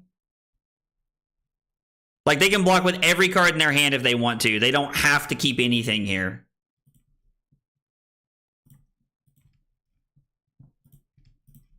We're going to throw this because it's Shuko for 2.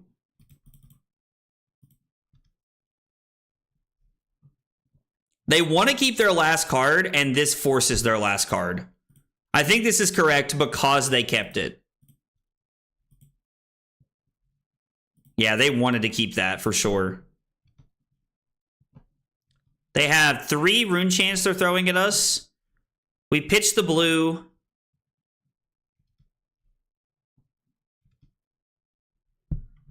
I really wanted to be able to use Tunic here for the... This is 6, right? So... Brand, Display Loyalty, Emberblade. Actually, if I throw Brand and Display Loyalty and they block with 2 cards, we get to throw Tenacity for 4, right? So we get to block the Rune Chants here.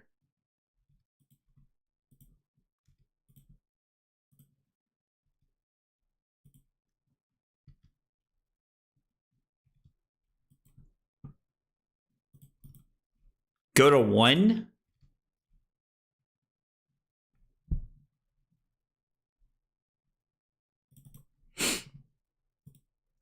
I think this is correct.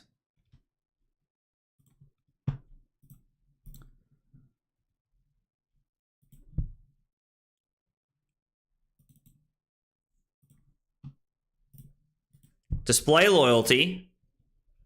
You have to give me a card. Please don't give me a 2 block and have a Coal in your hand. I don't know how many Coals we've seen. I think we've seen 2, right? They played one pretty early to get a card out of our hand, if I remember. Yep, and then they just blocked with that last one. So there's 1 more left in their deck. The interesting part is, like, they only have 19 cards left. If we can get through a couple of turns here, I'm worried we're not going to draw blue. My risk with going to 1 is that we're not going to draw blue. This is exactly what I was afraid of. Please do not have something insane. Okay, amazing. You have to give me something. I should have cracked a Fealty so I could arsenal a Phoenix Flame. Oh, no. Backbreaking. Uh-oh. The 4 block is bad.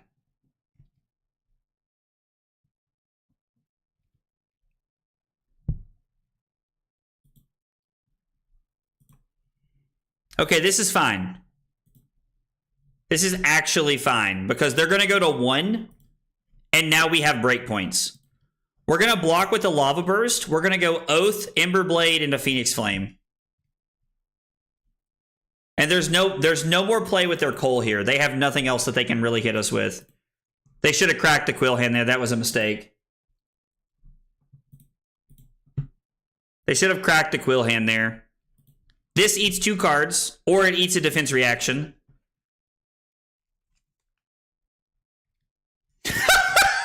Dando said, talk bad about my 14 blues. Oh, Dando's like, you don't want this smoke, bro. I love that, dude.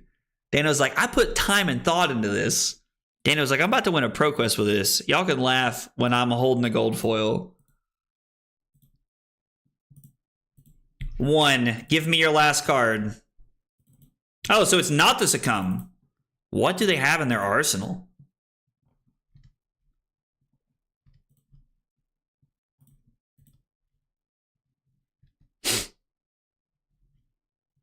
Think we just won the game? That's right. I'm going to say it. Don't worry. I promise you I'm going to say it. I actually think it's better to go... No, we have to do this, right? We have to do it this way?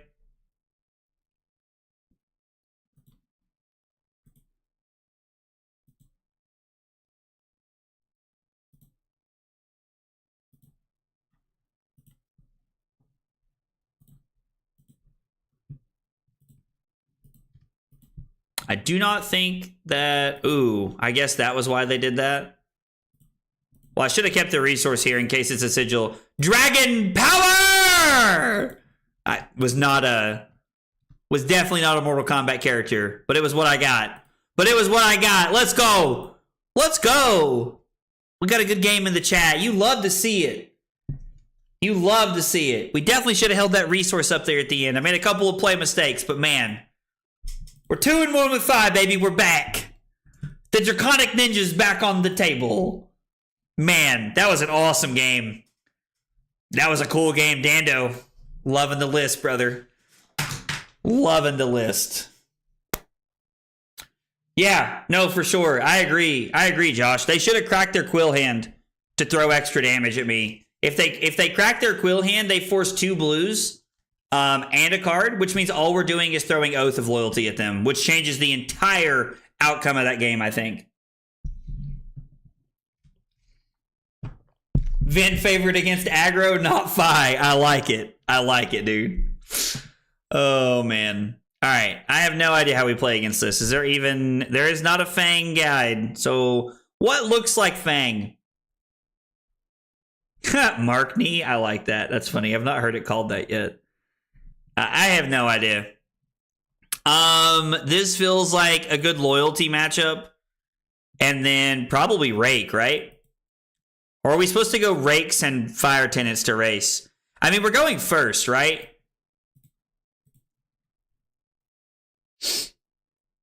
Go race, Rakes, and First Strike. Okay, so not loyalty. We just want First Strikes and Rakes. All right, let's do it.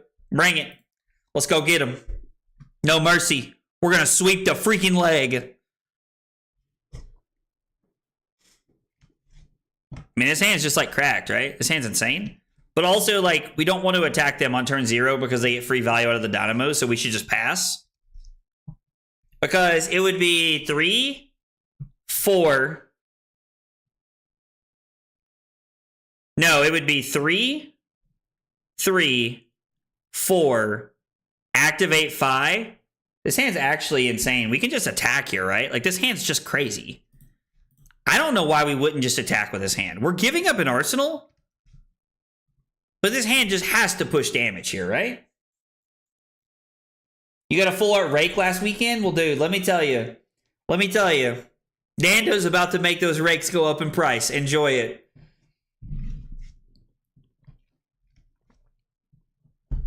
Yeah, for sure, Dustin. Let's play sometime, man. Absolutely, dude.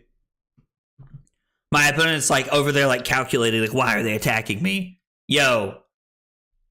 Pazzarino, big dog. That's not very cash money of you, friend. All right, so our hand was going to be Brand into Fire Tenant Strike first, Rising Resentment for 4, Get Back to Phoenix Flame for 2, or for 1, I'm sorry, and then Lava Burst for 6. And then our hand was going to be Ignite. We were probably just going to block 6 and then throw Ignite, Arsenal, Rake. And then our hand was going to be Spreading Flames. We were going to have Spreading Flames, Rake. Holy cow. It is, I am the Fortnite guy. It is the Fortnite guy. What's up, Matt? How are you, buddy? Hey, Matt, congratulations yesterday, man. We want to go second here, right?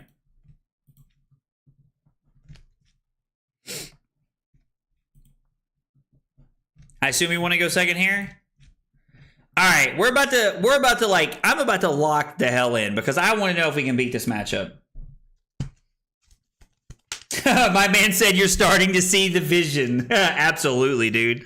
I'm not gonna lie, man. That game against Vincent was one that made me happy. Flexors, Grindstone. Yeah, Grindstone's just free against us. My man said put a girl on, dude. I've actually never watched Invincible. All right. Hear me out. We're going to not block. How wrong is that? Part of me thinks we could block with Oath and Lava Vein. Nah, we're going to send it. This hand's insane. I've heard that Invincible is amazing, actually. I've heard that that's such a great show.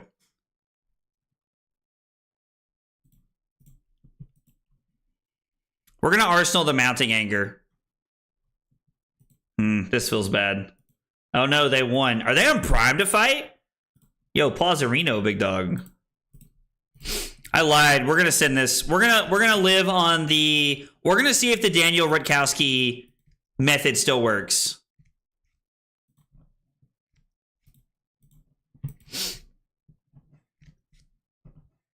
If you can beat this matchup, surely that means Victor needs help. That if we beat this matchup, Victor's done, Ski. I'm so excited for the season 3 finale. I've heard that show's really good. Like, I've heard a lot of people say that show's amazing. Well, it sounds like I just need to watch it next season then. All right, it sounds like I need to watch it next week. All right, we've pushed through 0 damage here. They blocked with the Prime to fight, so we no longer know any of their hand. Block 3, throw the hammer. It's just free. It's free real estate. Although I have to admit, Tenacity would be looking pretty good here. Is there any world that we links Dragon Scaler into Tenacity? Tenacity would be for 1, 2, 3, 4, 5, 6. No, we need our headpiece to be 7 in this matchup. I don't think we can give up any... Like, we have to have 7. I think we have to have 7. This feels like we're about to get pummeled.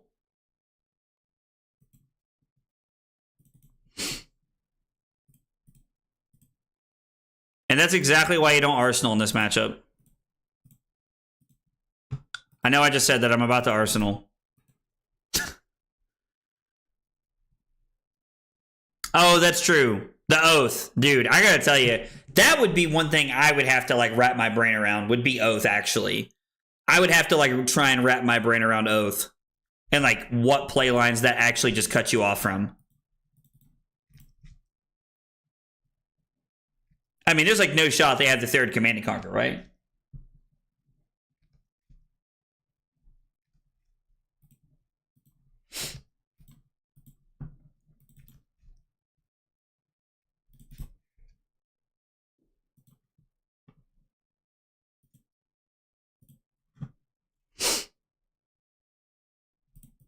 Well, this is unfortunate because even if it does hit, we can't really get the value out of it.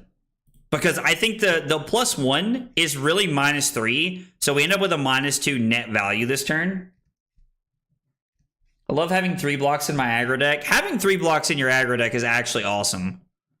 Yeah, they're totally calling my bluff here. All right, so we put a shelter to the bottom. And we have a display loyalty on top.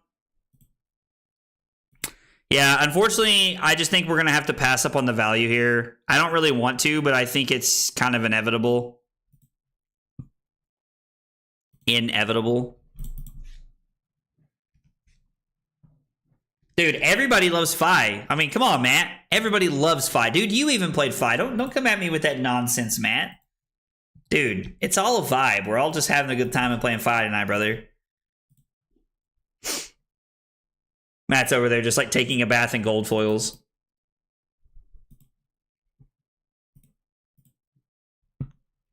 Is there any thought process to arsenaling this?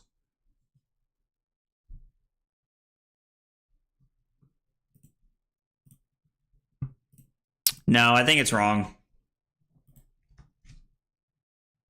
That's right. Lock in, Matt.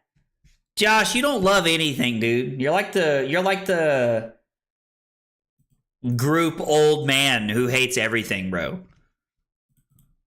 I mean, we could have like links there for something.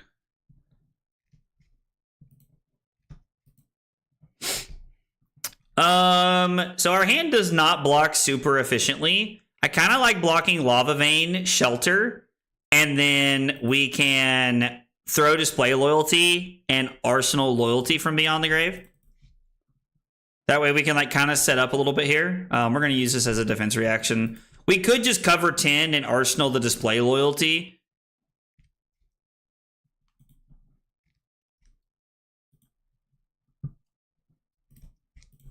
Yeah, we're going to. Prince Zuko is right, dude. Prince Zuko is right. I think that's what everybody like he does really look right like it. Okay. We're cooking with some cheese here, boys. Yo, Pausarino, big dog.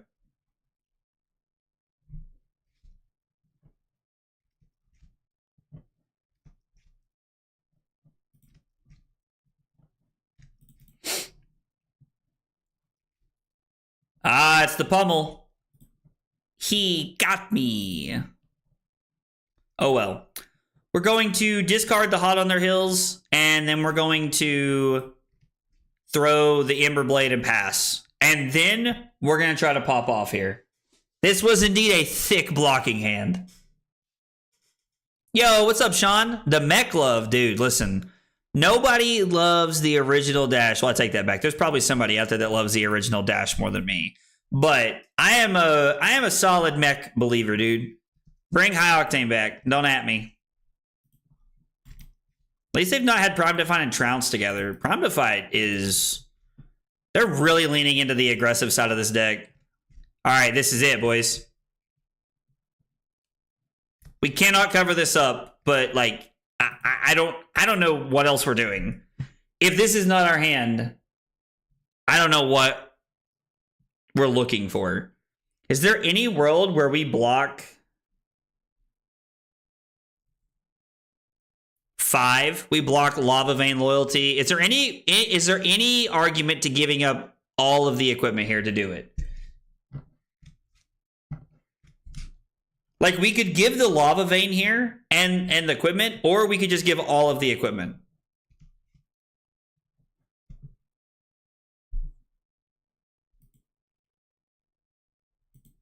If we give all of the equipment... Man, I don't know. Lava Vein and Chest here does not seem bad, because it's 3, 3, 3, 3, 2, 4, actually... I'm worried, to Pocket's point, I'm worried about it being the pummel. I mean, it would be their last 1 in 6 turns, which would be wild, but...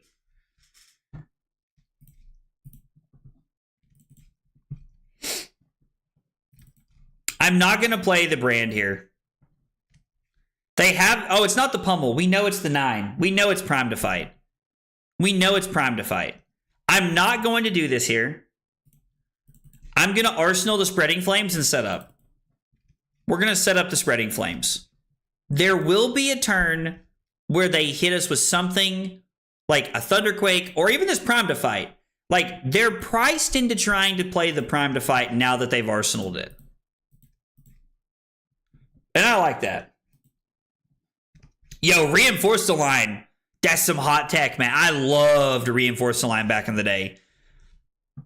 I was telling the story this weekend of the first time that I actually watched somebody use a Reinforce the Line to give their Blaze Headlong go again. Which was species spicy. Was cool, though. Fact that they didn't block with a card there is a little worrisome.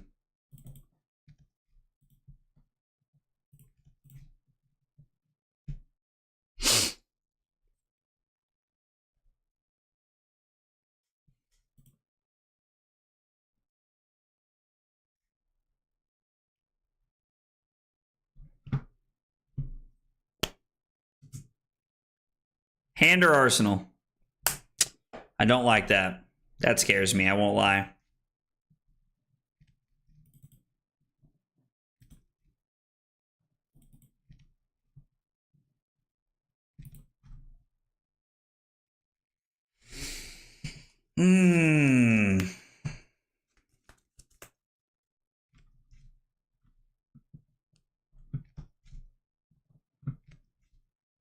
Okay.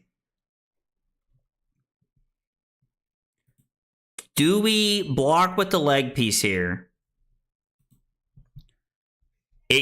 Oath, Ignite Spreading, Lava Burst into whatever. Arsenal the other Oath. I mean, I think this is it, right?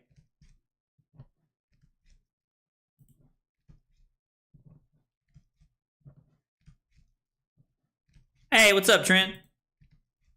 Matt, did something happen? Like, actually yesterday? Like, are you being for real, or are you just, like, trolling right now? Like, if something actually happened, I'm curious. Oh, shit. That's right. We can't draw cards. I would like to undo the last action. Duh. Hey, what's up, Kevin? I guess it's relevant. I guess not being able to draw cards is relevant. Well, Matt, I will definitely be checking out the Discord later to see what you're talking about, because I want to know what you're talking about, dude. I want to know what happened. I'm sorry something bad happened to you yesterday, brother. I know that's frustrating. We're going to skip past this because we can't draw cards. I think this is our hand.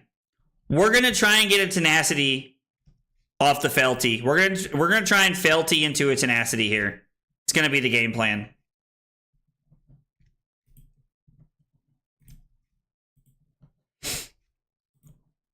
I'm going to make him think I'm using it every single time we hit with something.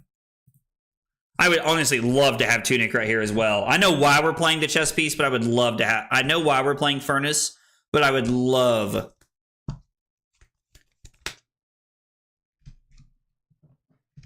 I would love to have Tunic this turn. We are not... This is Dando's list, Kevin, and we are not on Pummel. I'm considering switching Blood Runs Deep for Spreading Flames on Syndra. I probably think you should be on Spreading Flames and Blood Runs Deep. I don't think playing one or the other is correct. I think you should be on both, to be honest, Volt. It's very possible I was supposed to block with the other Oath here. It's a very reasonable play. Like 100% it's a very reasonable play to make there. To block with the Oath. All right, good. Keep giving me cards. It's what we want.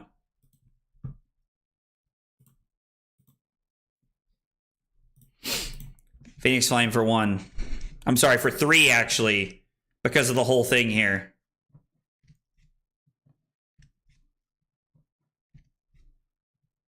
Slatty was the creator. I was just a supporter. She's got the juice. You love to see it. Well, Slatty, thank you for all the work you've put in on this. Because I feel like right now I'm reaping the rewards of everything that's happened, and I appreciate that. Our Lava Burst is going to be for 5. If they want to stop this, they're going to have card from hand and give me flexors. Actually, they can't. They'd have to give me Tunic flexors. The whole thing. The whole thing. Look at that smile. I mean, dude, I'm having a blast right now. I'm going to be honest, man. I love playing Aurora. Aurora's a lot of fun. No, it's 5. No, it's 6. Spreading Flames. Tadoi. I love playing Aurora, and Aurora brings me a lot of joy, but dude, this is like throwback to where it all started, I feel like. This was like what I was playing when I started making content. I guess technically I was playing Dash, but like very shortly thereafter, Fi came out, and I was all over it, dude. Remember you can pop Flight Path and Resolution? Oh, yeah, for sure. I'm going to let this hit and then do Links and then do Flight Path for sure. 100%. That's what I like about like these rulings and how this works, because it's just better snaps. It snaps that blocks 1 and like also has like really good play in my opinion. So they've blocked with 3 cards right here.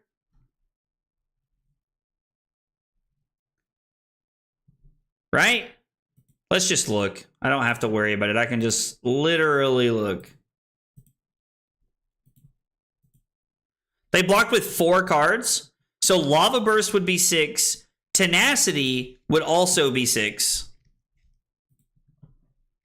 So because they blocked with 4 cards, Tenacity is just 6 here. We have to pop our Fealty token. Yeah, I think this is fine. We're going to give this go again in resolution. In the resolution step. Oh, which means this will be for 7 actually because of the way the Fealty works with this. Crack that Fealty. 7. This turn was insane.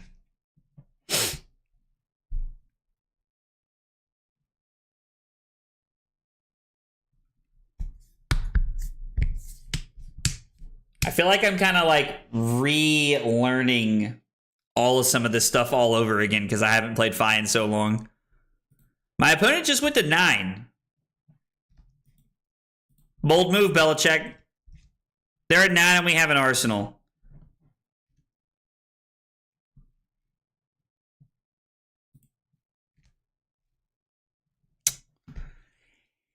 Yeah. Wow. We are just doing it tonight. We're going to go to 7. Deal. No, I hate that we lost that, but still, this hand's just crazy. Oh, we can draw here too. Oh my gosh.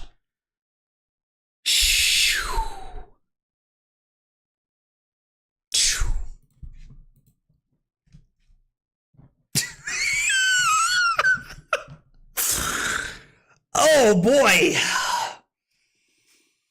I gotta tell you guys, this is not gonna be good for my PT testing because this means I'm gonna be thinking, well, we could play Fi. We could play Fi. All right, flexors. Flexors make sense. Another one. Oh boy. Brian, I had a lot of fun in Battle Hardened Charlotte. It was a great time. Yep.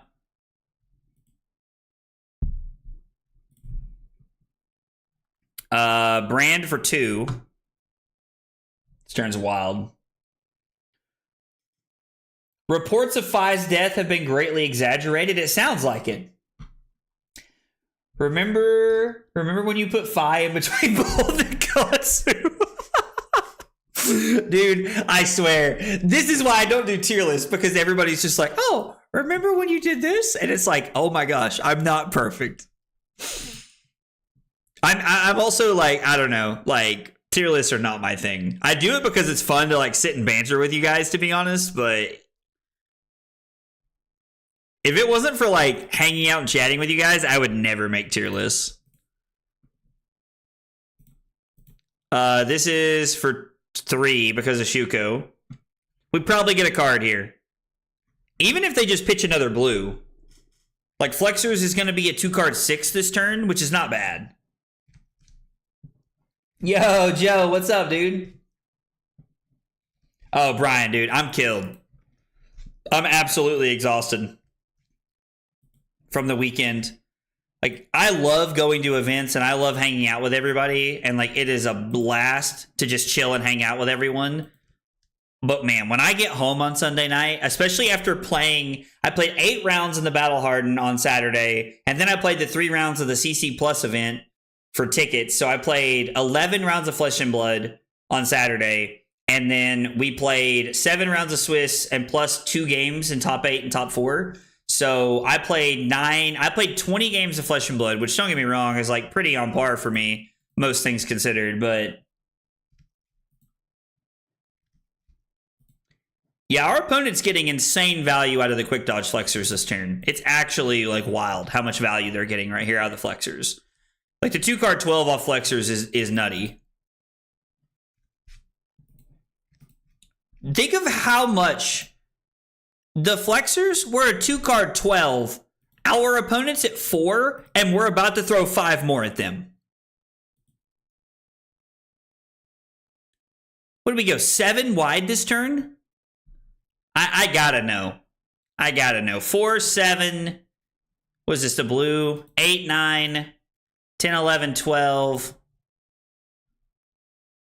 16, 20, 25. Not as good as I thought it was, to be honest. 25. Oh, wow. I guess, yeah. Like, they're just going to get the value here. So I guess we could have saved that. No, we took their last card out, which is fine. I mean, still, though, it's 25 points. This turn's also crazy. Wow. Man, like, just the consistency of the deck is actually really impressing me tonight, too. That sucks. Yo. They win the first one, and now we have a Compounding Anger, and they have a Gold Main Estate. Woo! Got him! Oh my gosh, I cannot believe we got away with that. That's amazing. I love that. Yeah, they used two cards from hand and a Tunic resource to block for 14 on Flexers, which is insane. Phoenix Flame for 2 because of Shuko. I'm telling people you beat Victor as Phi. Please do. Listen, spread the gospel, because God knows I'm going to. all of my PT testing friends are going to hate me, because the second I get done here, I'm going to be like, bro, we got to test Phi for PT.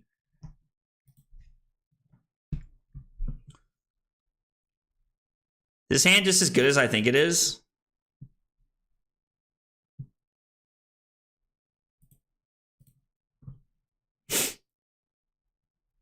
They had an E-Strike on top?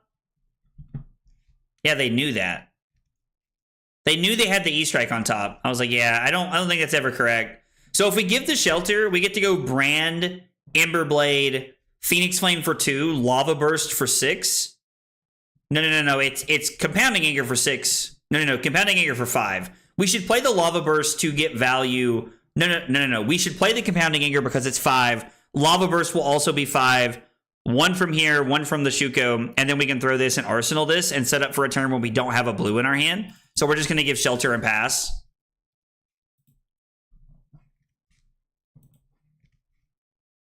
Yo, what's up, Aaron? How are you, brother? Yeah, Dave, I think them drawing there, like, it feels very clear that they forgot they knew as well. Which, I mean, don't get me wrong. Like, it happens. You're probably just going to 1 here. I don't think there's a world you ever give me a card here. If they're going to try and flip the game, I think they have to commit to going to 1 here. Now, the beauty of this is that, that's not good for us. Okay. I need them to not be able to Golden Sun here. Actually, that doesn't even matter, does it? Yeah, them Golden Sunning doesn't even matter. You can't give me Tunic here, which is relevant. Uh-oh. Oh, they can't draw it. They already drew. So if they don't have Golden Sun, and now they have to give me 2 cards, which is phenomenal. But even if they had Golden Sun here, it's for 11. As long as we draw a 3 block, we're fine, right? Because we block 6, take 5. 3, even if we draw a 2 blocks, if it's all 2 blocks, we're still fine. We're going to Arsenal the Lava Burst.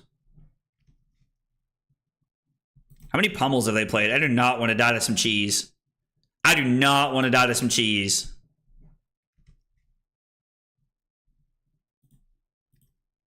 They haven't revealed one off a Clash yet, so it's very reasonable to me that they have one here. If I block 3, I'm taking 2. If I block with equipment, I just got to make sure here. Yeah, this definitely feels like a pummel. I agree, Shadow. If we block 3, we take 2, go to 5, pummel puts us to 1. Our turn is Ronin Renegade, take a card. Renegade, take a card. How many clashes have we seen? We're not out of the woods yet. We need to make sure we don't lose this game. We're in a good position, but we need to make sure we don't do something stupid. There's only 1 test of strength left. Or I'm sorry, there's 2 tests of strength left. Am I imagining this? All the trounces are over here.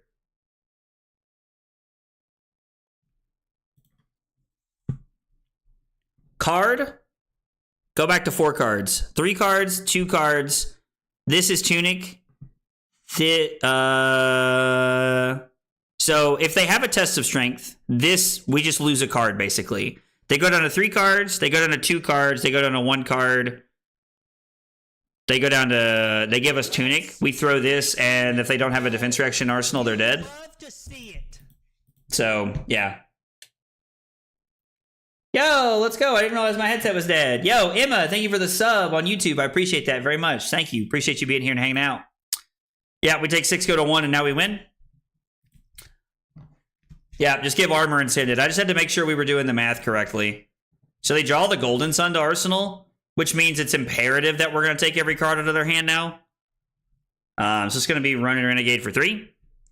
But yeah, thank you, Emma, for the sub on YouTube. Appreciate that. Guys, by the way, if you're here with us for the first time and you're hanging out, you're new to the channel, whatever your story is, we got 3 questions we ask everybody when they're new. And they are, what's your name? What got you into Flesh and Blood? And what are your favorite hot dog toppings? Tell me about yourselves in the chat. I would love to get to know you guys. Josh, hot dog toppings are not a trap. Missed me with that trash, bro. Josh out here spreading the propaganda. Oh, it's Emmanuel. Dude, let's go. Emmanuel, I was like, I know you hang it on Twitch, but man, thank you for the double support, brother. I appreciate that, man. It means a lot. Means a lot. I have to say, dude, like, this weekend, like, the whole, like, Matt thing was, like, probably one of, like, my favorite stories, like, from any event to be able to tell. I think we'll do this now.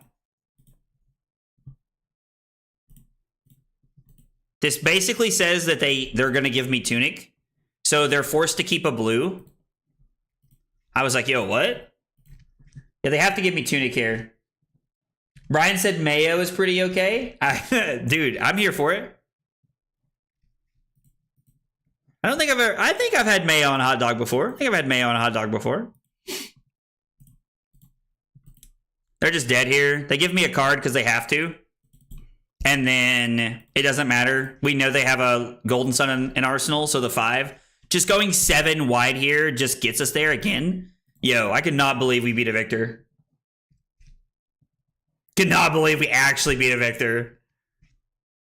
14.42 over 12 turns.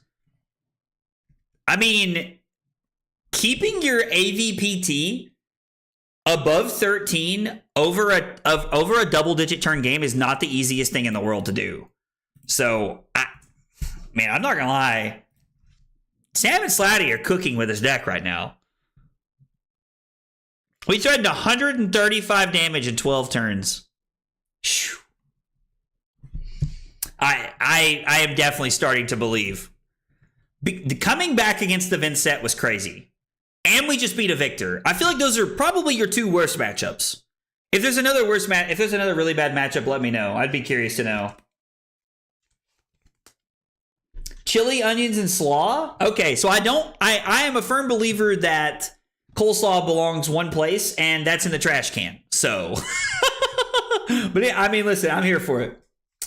Realized I wasn't subbed on YouTube, only following on Twitch. Well, dude, Emmanuel, I appreciate it, man. I appreciate it a whole bunch. We're just gonna go second against this. Yo, it's Joe, dude. Let's go, Joe. Best of luck to you, dude. Dude, we are aggro blazing tonight, dude. Let me tell you, we are aggro blazing tonight. So I think we'll run Furnace going second. That makes sense. Just like so that we can have the extra block. We'll bring in Rakes and Fire Tenants and just play it. And we'll just try to get aggressive here. This is what we had talked about doing earlier. We actually have a hand that I don't mind to block with. The Ignite makes me feel pretty comfortable here in the fact that we can, like, you know, save some cards. Chili on the coleslaw? Jarl's probably tough, actually. I imagine Jarl's tough. Yo, Goblin Reserve, what's up, dude? Yeah, we would have won the Riptide game if I had played correctly. 100% would have won if I had played correctly. I think we're just gonna block 5 here and hope they don't just like play Pledge Felty. I'm in the coleslaw is disgusting boat. I'm also in that boat. I think I'm pretty willing to say no blocks here. Take 1 because they're probably gonna Arsenal and then keep my hand. With no blue in hand, and we just had 2 of them, and there's only 14, I think we're safe to go to 39 here. I hate giving them the grains. That's, man, maybe I'm supposed to block with the Ignite there because of the grains, because they have one floating. I don't know. We do draw into the blue, which feels bad.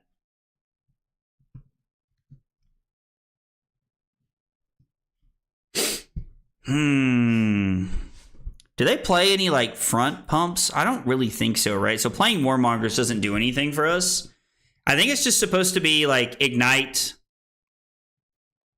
Emberblade, Phoenix Flame, Blaze Headlong, Arsenal the Spreading Flames. I don't know. I mean, we should be 4-0. If I had used Mask correctly in the Riptide game, we would have won. So we should be 4-0 right now. But I played incorrectly.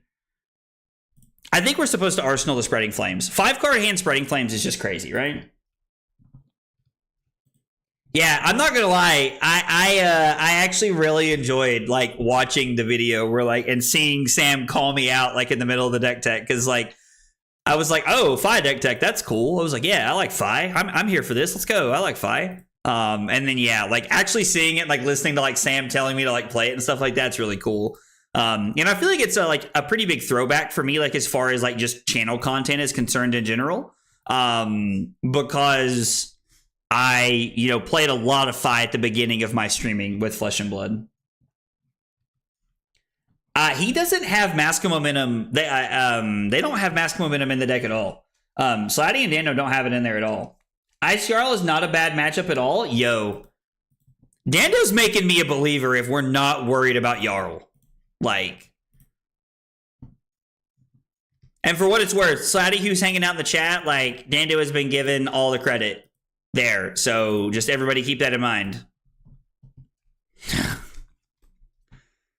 Yo.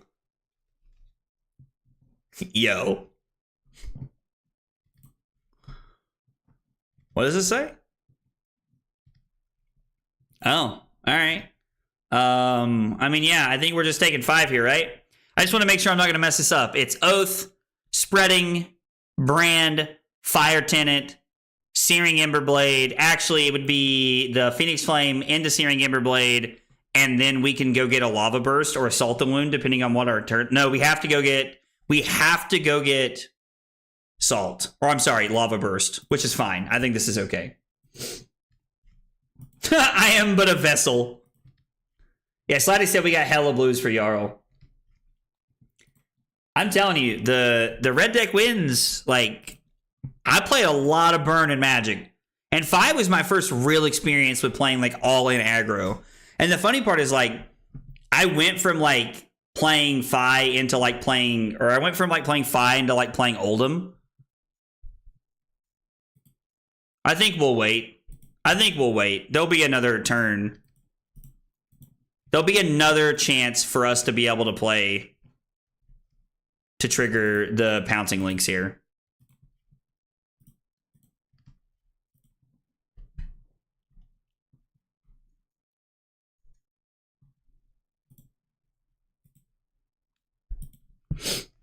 We are going to crack Mask. I mean, our headpiece is just worth a solid 6 here if we get the Lava Burst, so it just seems like an easy snap here.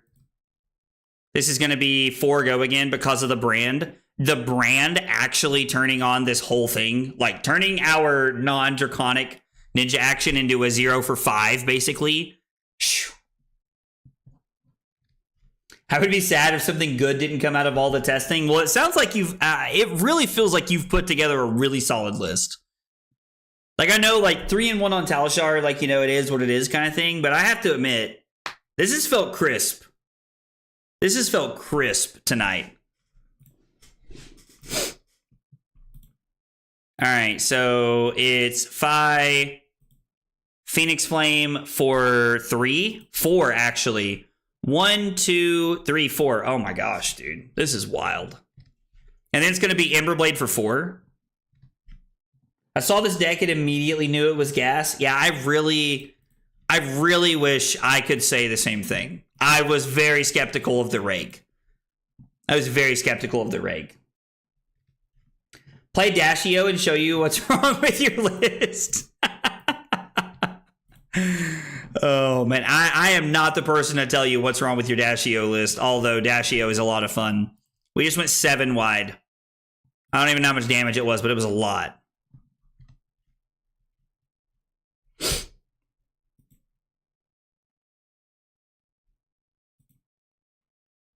So we're marked, and this is for 4. Do we want to deny them a fealty token here? I mean, we're up 14 points. There's actually some, like, real thought here to, like, denying this to them. We block with Boots and Compounding Anger, and then we go Fire Tenant, Strike First into Blaze Headlong, and then we're forcing them to draw into something else next turn, like Blues. And we're also making it to where, like, they have to earn it another time. The other option we have here, if we don't block, is to go Fire Tenant, Strike First, pitch the Compounding Anger to Mounting Anger, Blaze Headlong. No, I like this play better. We get to deny them here, set up a little bit. I think this is fine. I feel like people are not ready and underestimate him. I mean, that's true. If there's any world that we can, like, keep this under wraps between now and London, then this could be a real choice. Although, admittedly, all of my testing team that's watching this right now is probably having a stroke at the thought of me playing this. And I have to admit, I'm skeptical. Like, I'm skeptical. The way the deck has felt tonight, and the way that, like, it has performed so far, has bought, at minimum, enough respect out of me to try it again. For sure.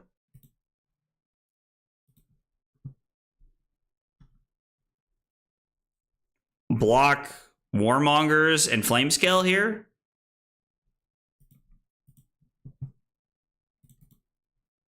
Yeah, I mean, I understand that you're like, they're generating fealty tokens here, but we're just continuing to like push the tempo.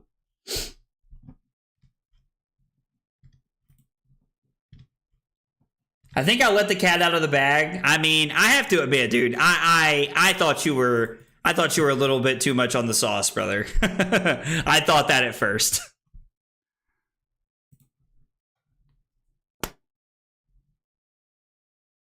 Isn't Assassin probably really unfavored? I don't know. You probably don't have the ability to just say no blocks all game like Aurora does. But it's probably still a good matchup, right? Like, Fi wants to play the grindy, slower matchups. Like, that is where Fi strived. Like, in the Icelander meta, we had blues in our decks, and we were able to play the grindy, mid-rangey game and then still pop off with explosive turns. Which is really what it feels like we've been doing for the last 2 to 3 turns here. I don't know. I think that, like, Assassin might not be bad. In my testing, and other people have told me they beat New consistently, everything else is like 40-60 or 50-40. 50-40 is an interesting thing. I don't think I've ever heard anybody say the phrase 50-40 before. I think I'm just going to Arsenal the Rising Resentment. We're just going to continue to play to like the consistency of having 5-card hands. Plus, like, it sets us up to like draw another Spreading Flames like this.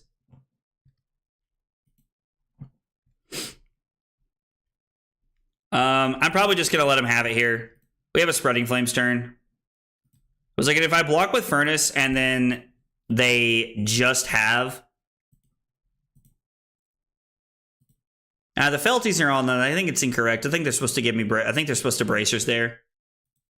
Oh, they can bracers. Never mind. Never mind. Ignore me. Yeah, we're going to go to 28. So that's actually what it feels like with the loyalty from Beyond the Graves or whatever they're called. It actually feels like that one turn of them not having it is actually just... is actually just like the like one turn that you need to kill him. 10% of the time, both players just spontaneously combust. You know what, Rob? I'm here for it. You know what? I think life would be a lot more interesting if we all just randomly caught on fire. I'm not saying like, you're, like rolling around and like drenched in gasoline or anything, but just like a little like spark on the old arm every now and again, like to keep you Keep you honest. Keep you loose and nimble. You know what I mean? You know what I'm saying? You know what I'm saying? We're going to throw this for 3 because if this connects, it's really relevant. Is it? Maybe this wasn't the turn. Maybe I should have waited for the blue. There's no way that Fi could beat Acilio, though. That guy smacks. I mean, we did get rickrolled by an Acilio the other day.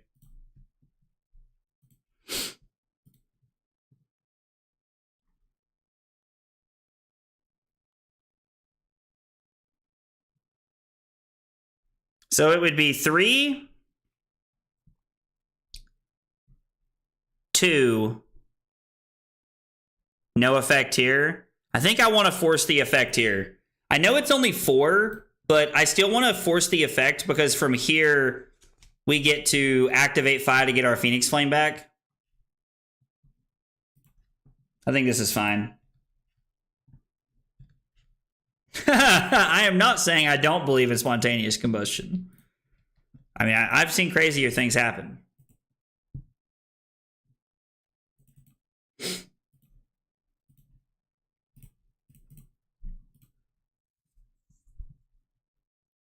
We do have to be careful because Fang has the ability to now play 2-card hands that are more efficient than ours. Thankfully, we were able to force them like 5 cards off here.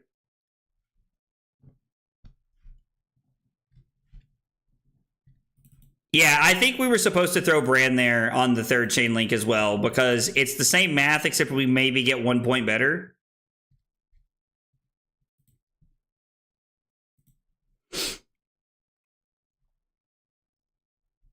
I'm going to say no blocks on the first one.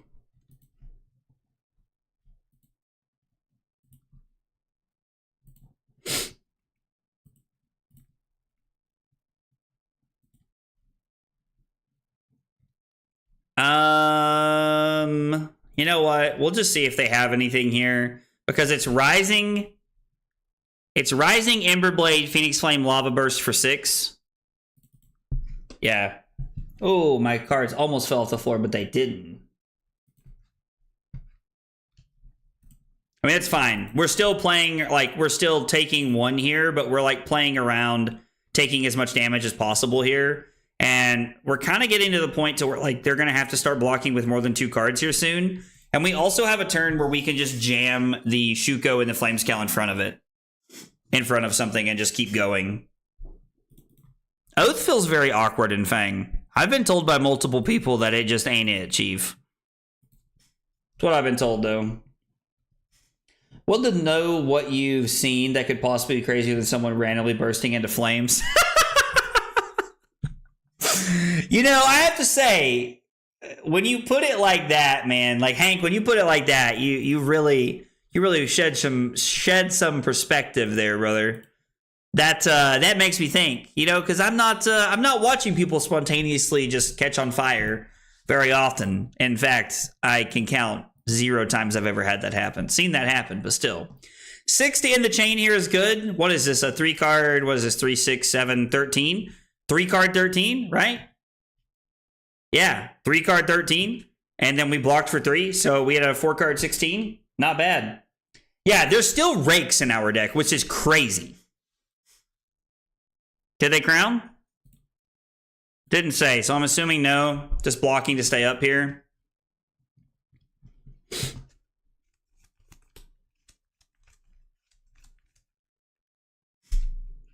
We could give up Emberblade.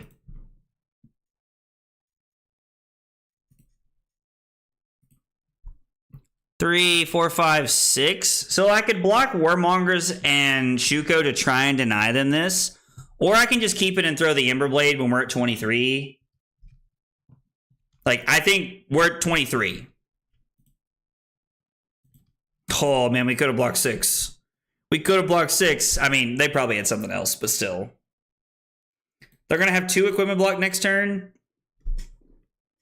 We have a solid hand. We have a pretty solid hand here. Yeah, I'm just going to say no blocks here and see what they do.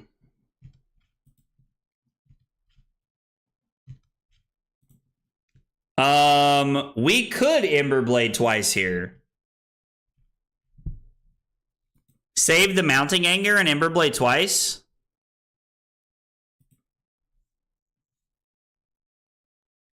You know, I'm not gonna lie. That's kind of hot.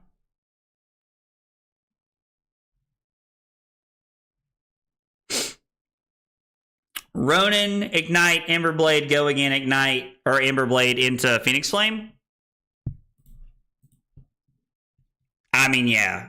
Throwing the Emberblade twice here and saving the Mounting Anger is actually just a strictly better play. I actually like that play strictly better.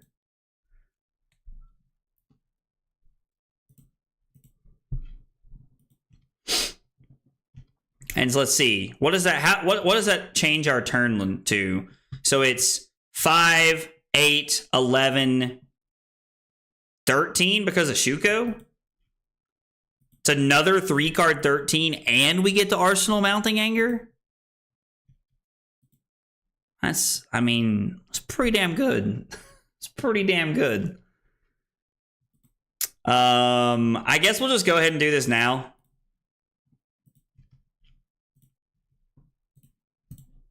That's so stupid. I did not know you could throw this twice. That's so broken. And now, if you have an instant, you're just dead. The other line here was to just throw the Mounting Anger, because if they have no blocks and no D-reacts, they're just dead.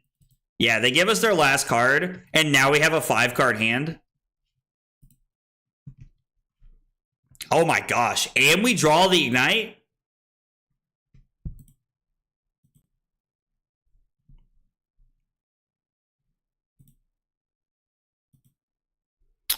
Yeah. The Ignite's yeah. Being able to throw the weapon twice there was awesome. I'm probably supposed to give Shuko. No, I'm not. I'm not. I'm not supposed to give Shuko. Go. You love to see it. Yo, let's go. Raj, thank you for that sub on YouTube. Appreciate that. Appreciate that a whole bunch. Guys, if you're here, you're new to the channel, you're hanging out with us for the first time, we got 3 questions we ask everybody when they're new, and they are, what's your name? What got you into Flesh and Blood? And what are your favorite hot dog toppings? Tell me about yourselves. I would love to get to know you guys in the chat. It gets more ignorant when you have Rake on double sword swing. Oh, so you're actually just getting like 2-0 for 4s. Yeah, that's dummy broken, dude. So it does well in the Jarl. We have a good plan for other aggro decks where we're just like consistently running them over. Freaking go. You love to see it. I'm trying to figure out why we should, like, do we just lose to Aurora? Yo, let's go. Dwar, thank you for the sub on YouTube. Appreciate you being here and hanging out. It means a lot. Okay, listen. Listen. I didn't get to watch the whole video. I didn't get to watch the whole video. I came back last night. We didn't get back to like after. I got home at like 10:30 or 11 o'clock last night. 9 turns, 14 and a half. It's not bad. I mean, we threw 28 on turn 3, and then we just played the Phi game. We blocked with 1 or 2 cards, and we threw 3-card 13s at them the rest of the game. Aurora is 50-50. How do you board into Aurora? Hang on. We got about 8 minutes here before I'm gonna pull up more of our rivals. So let's take a look at the deck.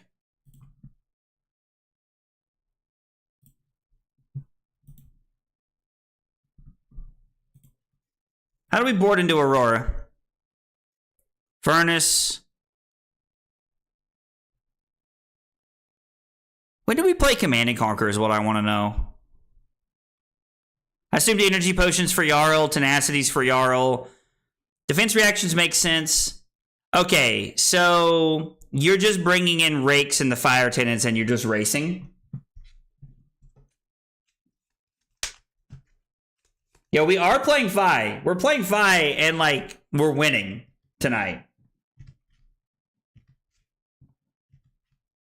Okay, I'm going to have to go back and watch Dando's video, like, to completion, because this really has my attention. And there's, like, what, 4 weeks until PT? I'm going to watch the video, Hank. I'm going to watch the video. Yeah, this is awesome. This deck is great, and I love seeing this card put in work. Because I was not a believer.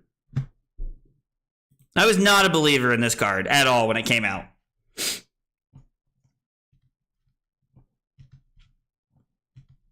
Okay, so Dando actually put in the link to your video in his description. I'm going to go back and watch both of them tomorrow. I have a bunch of meetings I have to sit in between those meetings, I am definitely going to be listening to these videos because I need more information about this deck. And like, clearly this is not just something that we threw together in 2 minutes. Like, there's clearly a lot of time and testing. The sideboard plans are very methodical. Like, there's a lot of time that you put into this here. Yeah, so the energy potion is for Jarl. I assume that's it, which it's perfect. One of EPOD is actually insane into Jarl. How do we board into Enigma? This has my attention. I want to know how we board into Enigma. Command and Conquer's into Enigma. Fire Tenants. We're also on Rakes. So we're just on like a hard 61. What did we cut? An Oath of Loyalty?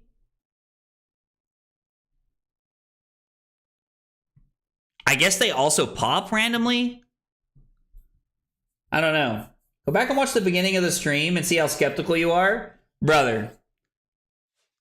Take out one Lava Vein in this matchup as well.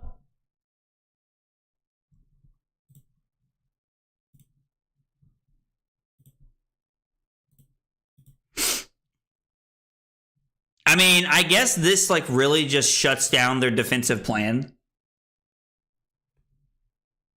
Yo. Alright, yeah. Skepticism's gone. Slatty, Dando, listen. I'm going to throw you guys a compliment I don't throw around very often. This is amazing. This is very well put together. There is a lot of time and thought here. This is actually gas. Now, part of me's biased because I freaking love this deck. I love Fi. But man, 4-1, and we should be 5-0. We should be 5-0. The one game we lost to Riptide tonight, I should have won, but I didn't crack Mask at the right time because I was being greedy. Yeah, I'm telling you. Correct, you pop and can just slam D-Reacts, though. Also, Ignite into Tunic. Oh, wow. That's just a 2-card 8? Yeah, because you just get to go Ignite into Tunic Command and Conquer with off the Fealty token. That's actually insane. Kit, I appreciate you throwing the memes in there. I love looking at the memes. We're gonna pull them up before we start playing Marvel Rivals here in a minute. But like, yeah, I'm gonna take this and run with this. Slatty, if you are not in the Discord, I please ask that you join the Discord or send me a message because I'm probably gonna like start a group chat with you and Dando on Discord about this. This is cool. I like this a lot. I'm not gonna lie, I'm skeptical of this not being Stab Wound, but I guess like it's go again when you need it to be late in the game, which makes sense. I also really like that your 15th blue Z-Pot. It just makes so much sense to me. Also having the recursion package with Flame Call. Yeah, this is awesome. I'm in the Discord now. You love to see it. Listen, sideboard's in the works, but that's okay. Like, we can work on the sideboard. We can like changing the sideboard and working on these things is exactly what this kind of stuff is for. So I'm here for it. This is going to be added to my list of heroes that I need to test. I currently, for anybody who does not know, and we'll talk about this for a second here before we play Rivals, but there's currently a handful of heroes I'm considering for the PT. Obviously, and this goes without saying, the top of the list is Aurora. I have had a very, very high amount of success with Aurora over the last 6 months. The hero is insane. Like, I really am in a groove with Aurora right now, so it feels silly to play anything else. Zen is a hero I am considering for PT just because of how powerful Zen is. Also, later this week, I've got a spicy stream coming about Zen for you guys. Be sure to check out Thursday's stream. I'm gonna be we're gonna be doing a Zen masterclass with a local homie to the stream here. So we'll talk about that more later. Enigma is also on the list, and I think Dio is on the list as well. I felt like Dio is very powerful. I actually really like having this because there is Silas on our team he's been a Fi proponent for a long time. You know, he loves Fi. He always has. And he's even been trying to play Fi recently, but I'm gonna have him help me work on this. I like this a lot. Yeah.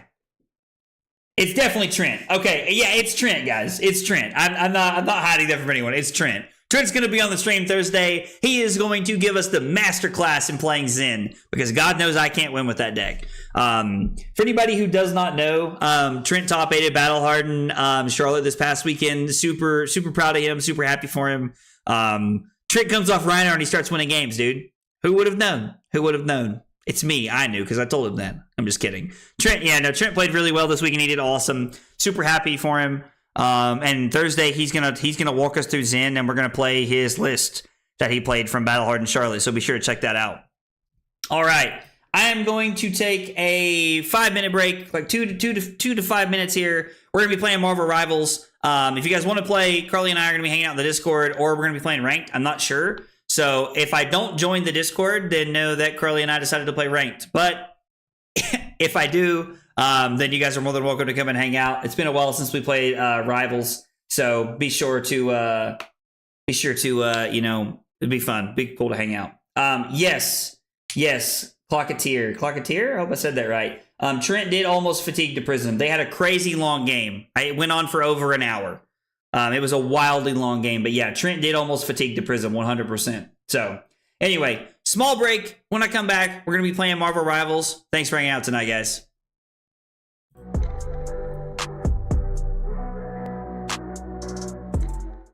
Kyle requested 5 subs of water. Fucking weeb. It was not water. That was not water. Oh, here, have some water. I was lied to. The lies. Yo, only 4 cups? Listen at this man. That is 4 full cups, Cusco. This fucking guy, bro. This fucking guy. What? Rookie numbers? Bro, Cusco's out here. Look, this motherfucker's just sitting over there with a pot of sauce going, oh yeah, I'm stirring that shit up, baby. I'm stirring it up. Oh my God, we're going crazy tonight. This is as close as I'm ever going to get to going Super Saiyan right now. So I just need you all to know how, back-to-back Command & Conquer Pummel turns in back-to-back games. And you know what?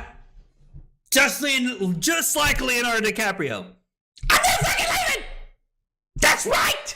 This is the kind of content we're looking for right here. The fab tutorials that blow your mind. Blow your mind. The recipe is literally just vodka and Sprite and some Mio. You know, it's the water flavoring things, you know, like the little squirt, you squirt the little water in, you squirt the little juice in the water, and then it's like, oh, num, this is so good. That's what it is. That's the secret sauce. I just crammed them all in my mouth. My God, this hand is dog water. Absolute dog water. I lied, you definitely did.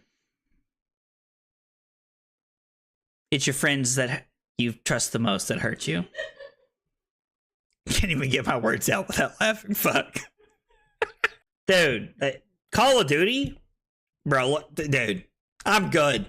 I'm not even that drunk, Diablo. Dude. Ugh. Make you want to kick a fat kid at Kmart, you know what I'm saying? Am I like, who's your daddy when I walk into a room? No, absolutely not. Oh yeah. The more tired I get, the The more the accent shines. The accent shines. I deserve 5 for the joke and pour 1 out for my future kid's college chances. Hope he's good at football. Kyle's killing me right now. Kyle just gets my sense of humor. Oh my god. My face is numb.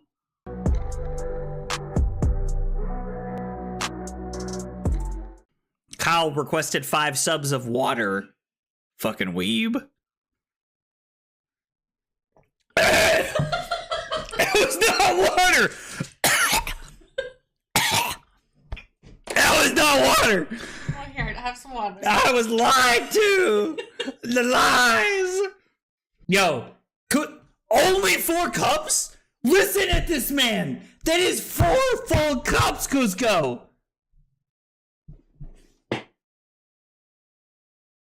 This fucking guy, bro. This fucking guy. What? Rookie numbers? Bro, Cusco's out here. Look, this motherfucker's just sitting over there with a pot of sauce going, oh yeah, I'm stirring that shit up, baby. I'm stirring it up. Oh my god, we're going crazy tonight. This is as close as I'm ever going to get to going Super Saiyan right now. So I just need you all to know how, like, back-to-back Command & Conquer pummel turns in back-to-back games! And you know what? Just like Leonardo DiCaprio. I'm never fucking leaving! That's right! This is the kind of content we're looking for right here. The fab tutorials that blow your mind. Blow your mind. The recipe is literally just vodka and Sprite and some Mio.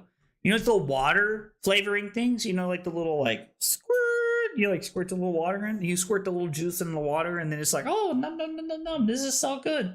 That's what it is. That's the secret sauce. I just crammed them all in my mouth. My God, this hand is dog water.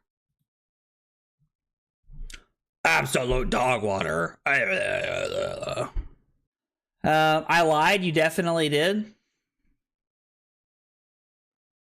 It's your friends that you trust the most that hurt you. Can't even get my words out without laughing. Fuck. Dude, Call of Duty?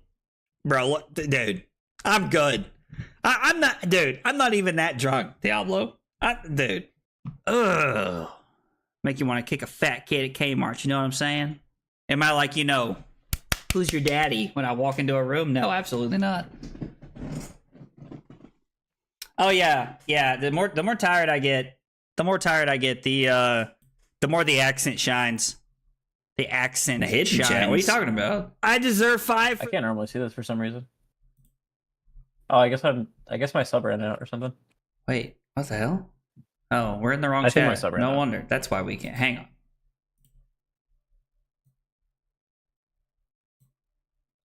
Just kidding. This is the right one. Yeah, I was like, so I didn't realize that we were in like the subscribers section, and I was like, bro, what do you mean you can't see this? I was like, we're in the rivals section. I was like, everybody can see this. Oh, that's funny.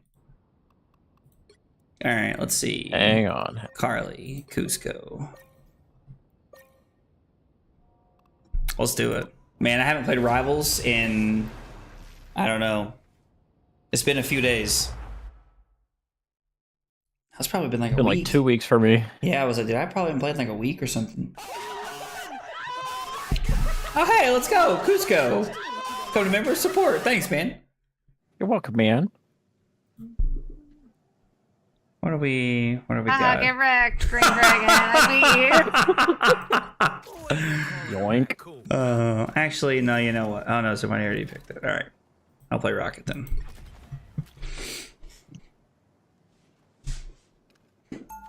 Who are you calling a raccoon?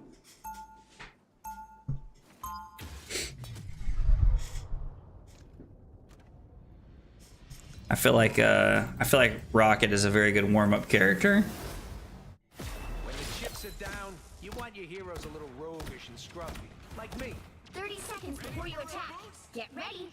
I still barely know how to play this character, man.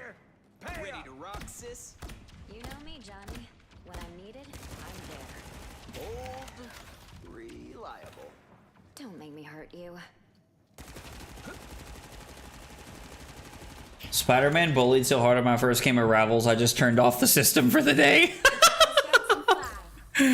Oh man, Donald, that's hilarious, bro. All you need to do is I love capture the Spider-Man.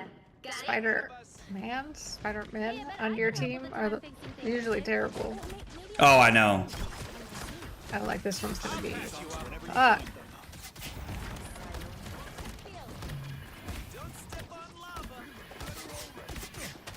Behind us, behind us.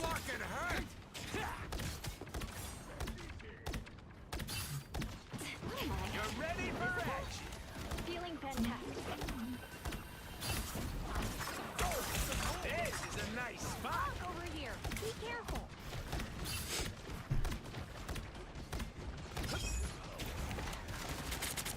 Get that onk out of here.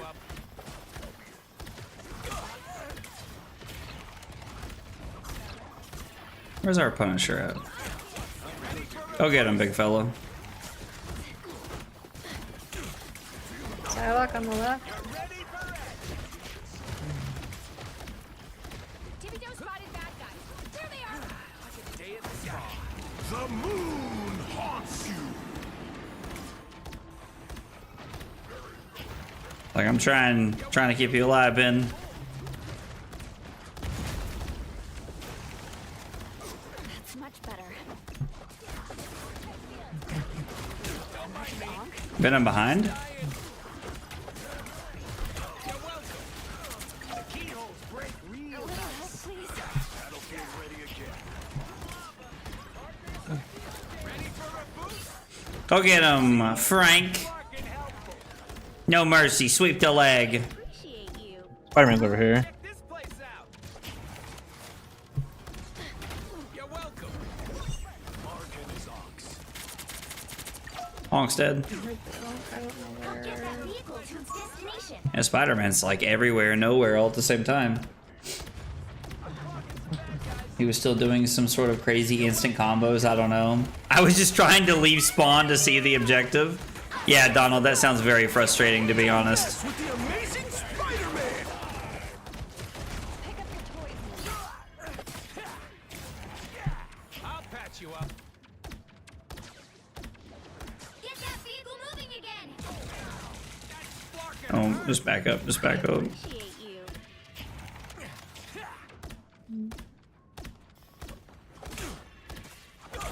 I'm trying to get to you to keep you alive, Cusco, but the Spider-Man's just like kind of like You're pinholding good. me back here.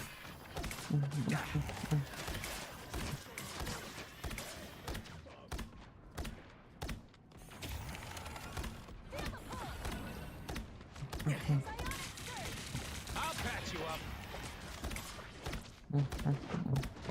Whoa. I'm bright like a star. I don't know who that is, but I can't see you. You're too far away. It's probably me. It is We're running you. away from Venom. Ah.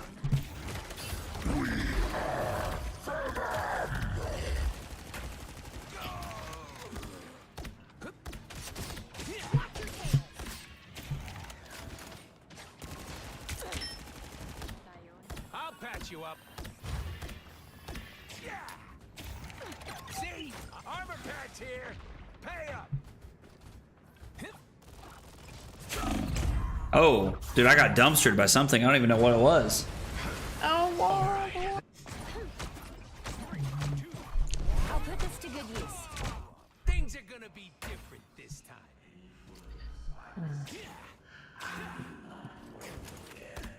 You're welcome. I'm good to go. Patch here. Pay up. Get ready to lock and overload. Feeling fantastic.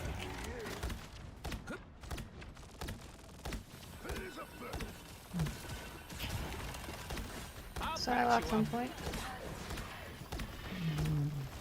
Hey, Moon Knight, dropping off. You're halfway there. Keep going. Can't beat a thick coat of fur. Can't beat a thick coat of fur. Whatever that means. Thank you, Spider-Man. You actually saved me from the Moon Knight ult.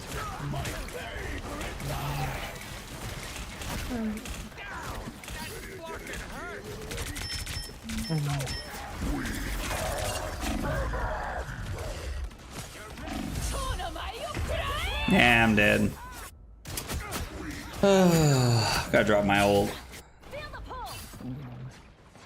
Oh, Clear the way. the Moon Knight is literally won. This time. Tippy Toe spotted bad guys. There they are. Can't beat a That means moving again. You're welcome. This is real firepower. What's the holdup? My good deed for the day. Got a power back for trouble, I hope. Oh god, it's dead. You're welcome. Yeah, oh, Spider-Man and Psylocke are chasing me around, huh? Good. Neutralize me. I'll patch you up. Go. Get ready to lock And I'm doing.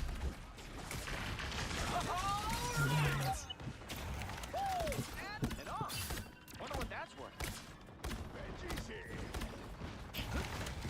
You're ready for edge. Blindside. You'd love to see it. Nice job, nice job. Cusco's ult just clearing the board. Spider zero. I got 2 with it. It wasn't very good. Well, you got the 2 that were shooting me, so it worked out really well. That's fair. I appreciate you. I'm doing this my way.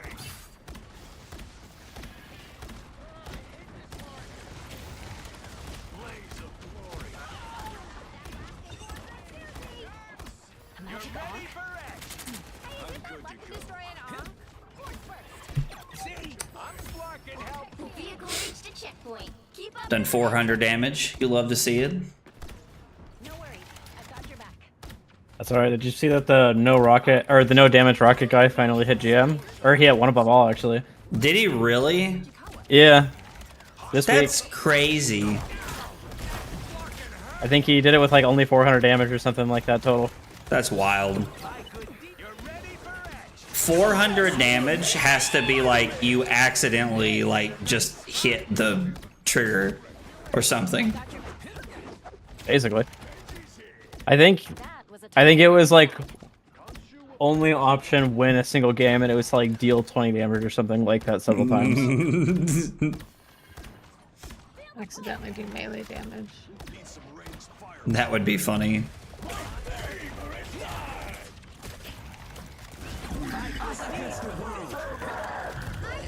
You're ready for edge. shield up.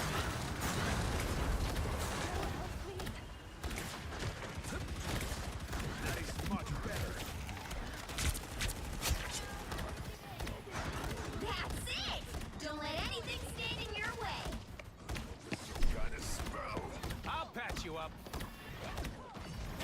Get ready to lock in. Hello? Hello? Hello. What's up, dude? Am I allowed to be racist or are you live? No, I'm live. Oh, okay. Damn. You're ready for edge. I'll say something about white people, but I guess, you know. Oh, wait, you can't be racist to them. It's fine. Don't worry about it. I was like, yeah, can you even be Heyo. racist to them? Got him! Boom, roasted. Boom roast. That's me. Who's goes Trent, right? No, Huh? No. What's Trent's name on here? I think it's like Trentonium or something like that. Hello, I heard we were being racist. You're so funny. One racist comment and Kyle comes out of the woodwork. I literally just opened up your stream too to see what was going on, and I just heard racist. Are you live? And I'm And- like, oh, this is And Diablo just said that. Amazing. Yeah, I looked 10 seconds ago, and he wasn't even in here. So I was like, oh, this is. I was not. No. Things are gonna be. How's the...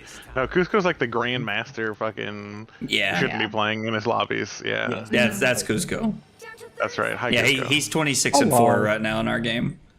Jesus. I feel so bad when I play with Cusco because I'm like, I'm sorry. Like, Bro, I literally don't care. I'm just here to game. I know, but like, I still feel bad. As you probably should.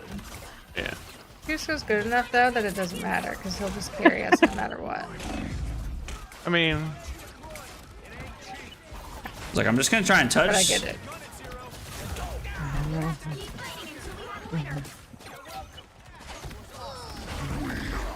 you guys playing right? Oh no.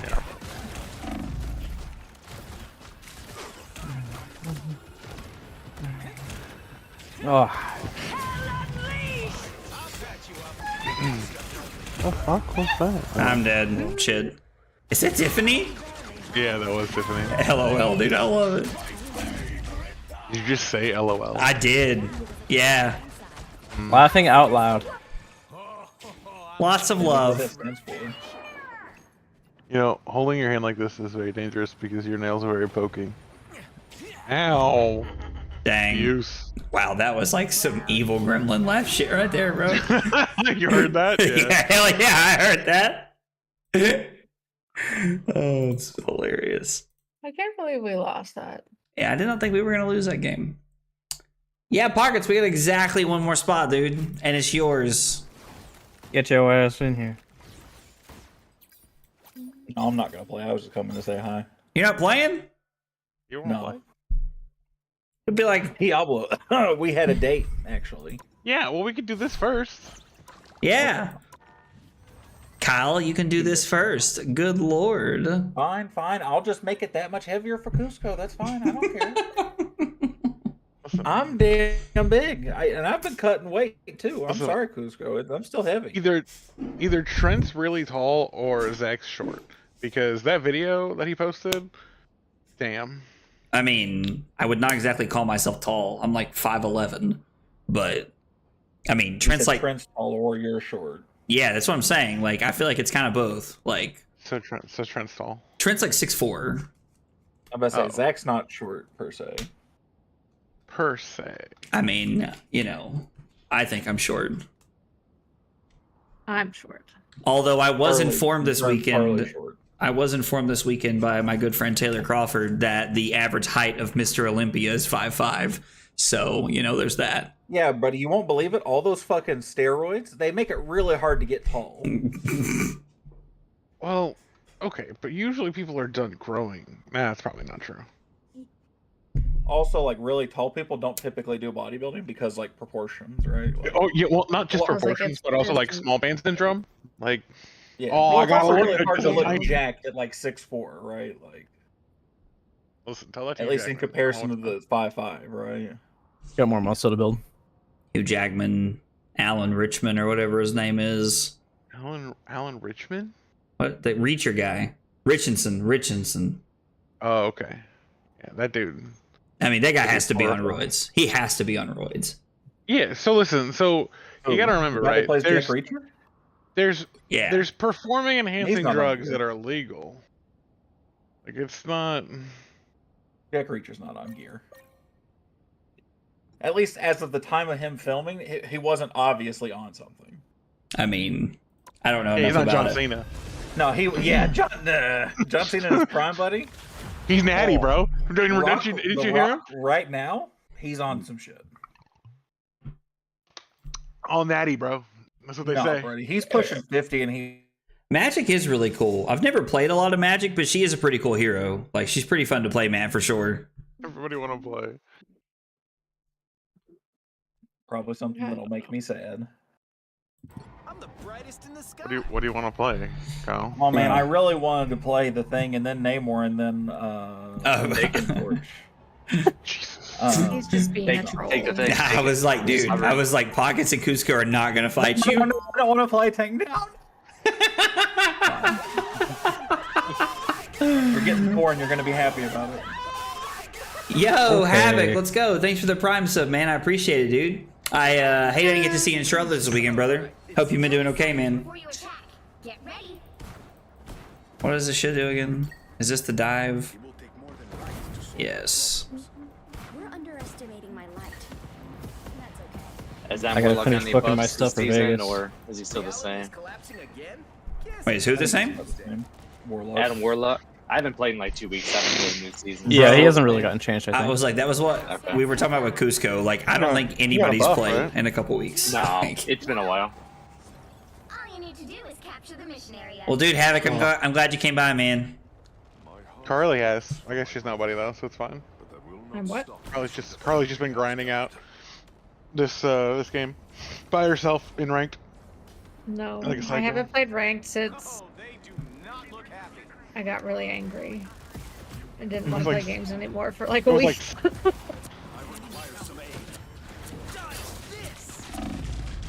Yo, Venom's still in the race somewhere. Looks like the mission area. just got torched. Capture now. Going to help on the hook. Next healing in 1.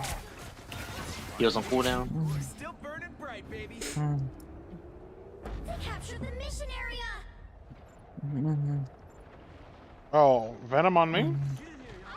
Trying to get the turret down, start down. Yeah. Trying to kill Venom. I cannot see you, by the way. Cusco. I'm good. Pressure Venom, Venom no shield, Venom shield. He's dead.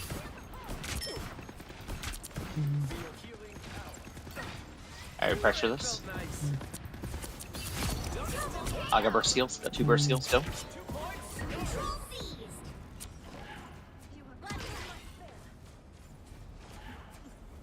That's right. This should not be working in store, I just want to point out. I just now realized I'm the only tank. I mean, I'll swap if it gets bad. I'll swap. No, I can. I And then- I mean, it's wanted working to see for how now. it went with just one tank. Yep, there's Venom. Oh, Judge, got him. jury, executioner. Hiding behind wall. Yep, that's what you should Heals on do. cooldown. Your tank is hiding behind a wall. We shouldn't. I'm getting low, I'm getting low. Oh! Where are you? I fucking knew that was coming, you bitch. Ugh. I got res. Pressure thing. I am ready to put on a show. Captured more I'm stunned. of the mission area. Keep going. Got 1 more burst heal. Zach, you're up behind me. You're Oh. gonna have to tell me if you need heals. Okay. Oh, I could not keep you alive. I'm sorry. I got you. I'm dead. Yeah, I tried Thing's to. one. Oh, got him. Nice spawn. Nice respawn. Okay, it's above. They did the fucking combo. Bro, I was just successfully one shot by. Alright, I'm resing now. Myself. Their team's capture progress. I got heals for you. Point. Oh, nice. 1 heal left. Well, that's the least reassuring thing to hear when I have heals. Ah! Got bursted there. Punishes one. Sorry about your squiddies, Namor. Ow. If we can force out support old second ult.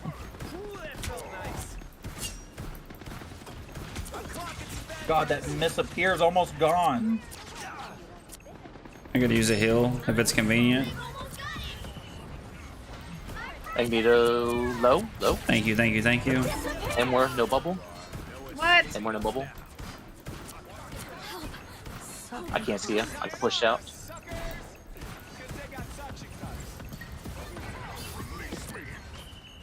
Invis on left, Invis 1. Thank you. You'll have to keep fighting until you I think we pressure this. I Damn. was reloading. Fuck. Sorry. He's dead. I got him. I got heals for you. It's good to see you can back up all that my cosmic might. Man, Almost my killed hair's him. all messed up. Yo, Drew, what's up, dude? I hate you didn't get to make it to dinner on Saturday, brother. Missed you last night, man. Or missed you Saturday night, man. Go back up if you need. Judge, jury, Careful. Oh, I got up. Yeah, just charge out. There you go.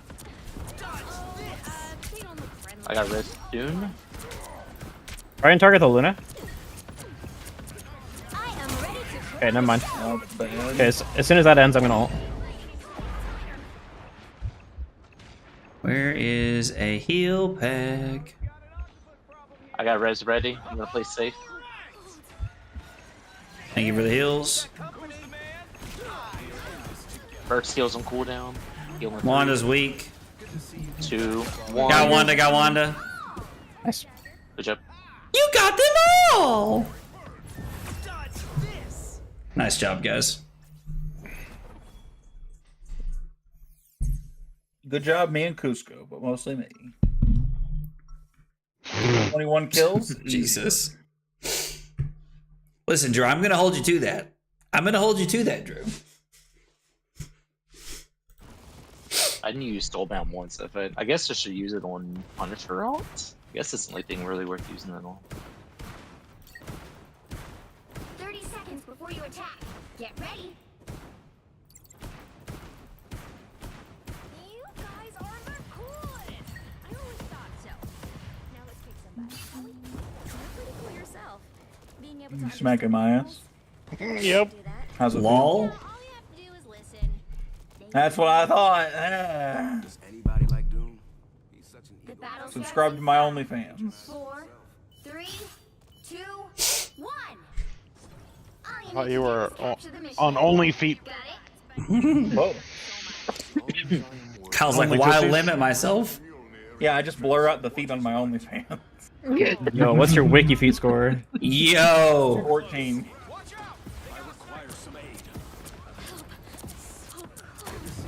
Wrecked. Oh, witch above us?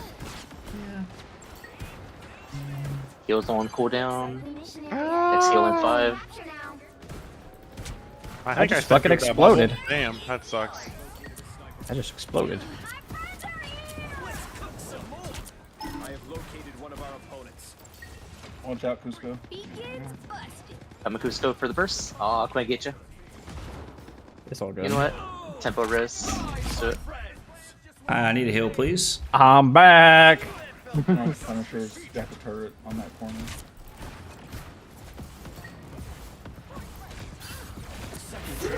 Ooh, careful, careful. They're doing the combo probably. Watch the combo. Oh, we can break it. Oh, damn. Oh, I'm resing, self-resing. Oh, she did late. Bag it up. She got one. I tried to take it to the face. Aw, I got I killed. did, and it up. feels like it was unnecessary.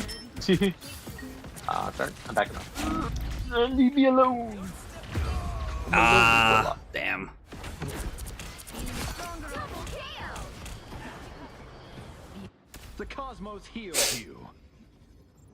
A Human Torch is really cool. I'm not very good with him, but I think he's a lot of fun, Donald. Like, He's funny. He's just really awkward. the whole, like, distance range fighting thing, I'm not great at. Of course, to be fair, I'm not very good at the up-close fighting More thing heals? either, I'll so... take that back. Oh my god. Take what You back? guys, Okay, guys you're exploded. saying you're not good at either of the things, so you're saying. Fine, I take it back. Took one back. Oh, trying to get one past us. Shut the fuck up, Diablo, Jesus. The ashes. Look, you need for a weekend, you think you can do it. Jeez. Spotted bad guys. There they are. Their team's capture progress has passed the halfway point. I require some aid. I didn't grab that health back? What? I cannot. First heals down. Heals are down. Careful. 2 seconds. Soulbound. You're soulbound. Sit here, make your niche shields. But it's all about me. Left Widow. Widow half. Widow's still back left. Widow's Lun.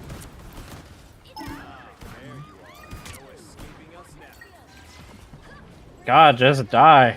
Yeah, she does not want to do that. Apparently. I got red. Heals are on cooldown. Charging heals. Heals are ready.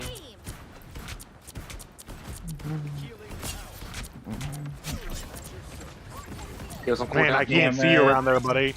Jesus. Oh, I didn't see the rest You of them went come so up hard. on me. Rise, my friends. I have been born again.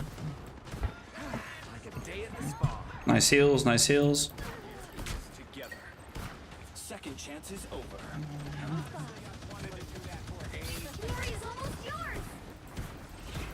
yours. Gary? Gary? Where is he? Soulbound? I'm so low though. I'm 1 health. Oh, I tried to live. Oh, get Some wrecked. resin. Nice. Let's Oh. fucking go. She clicked on my forehead. Bursted. 1 point, rocket. Yep.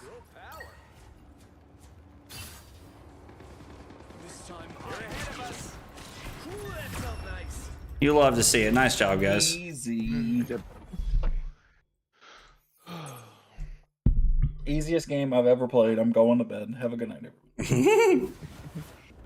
Another epic victory. Big win.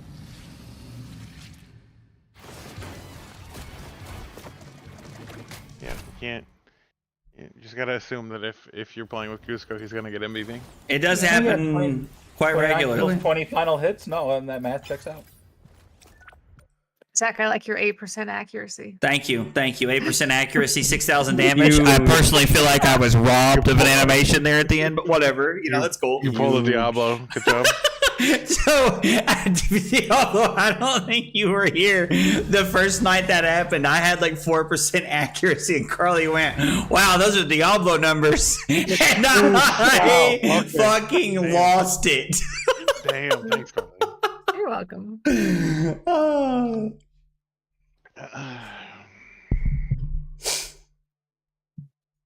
Oh man. All right, we'll play pity this round. That was I hope I make him proud.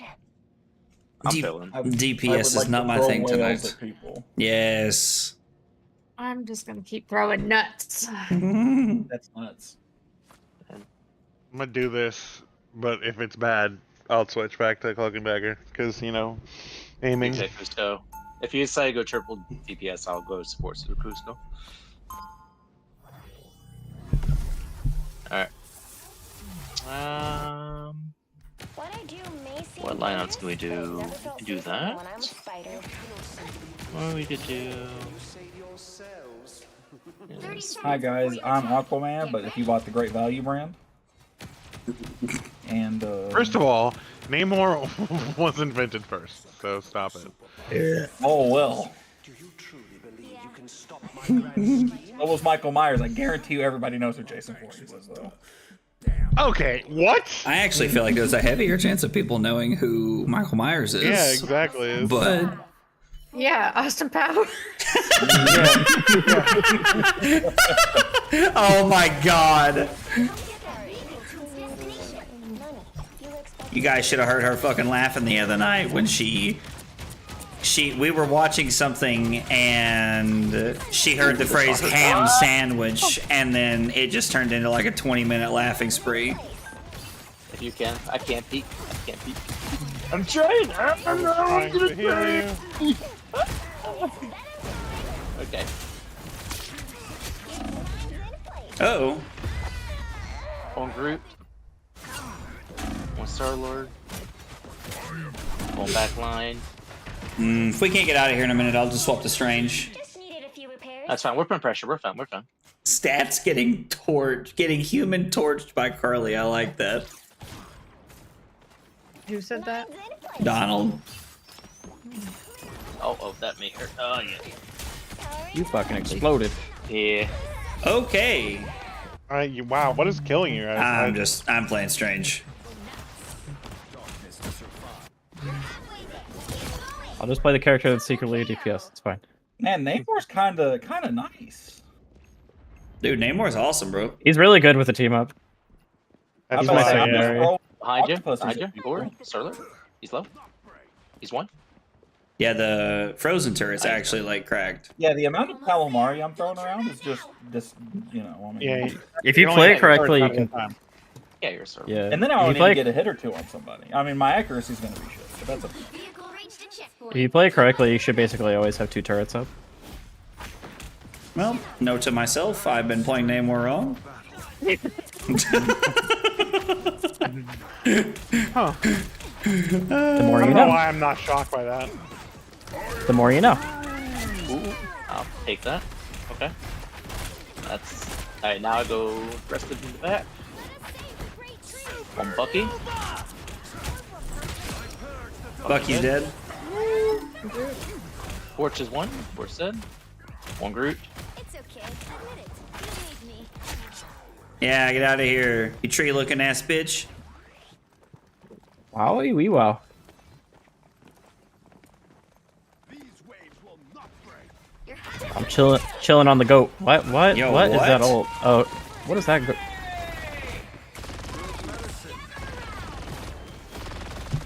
Big ult? No, go away, Star-Lord.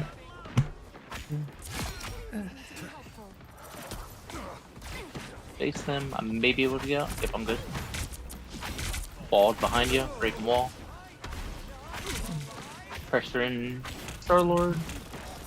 Leave me, darkness. Okay. Star-Lord.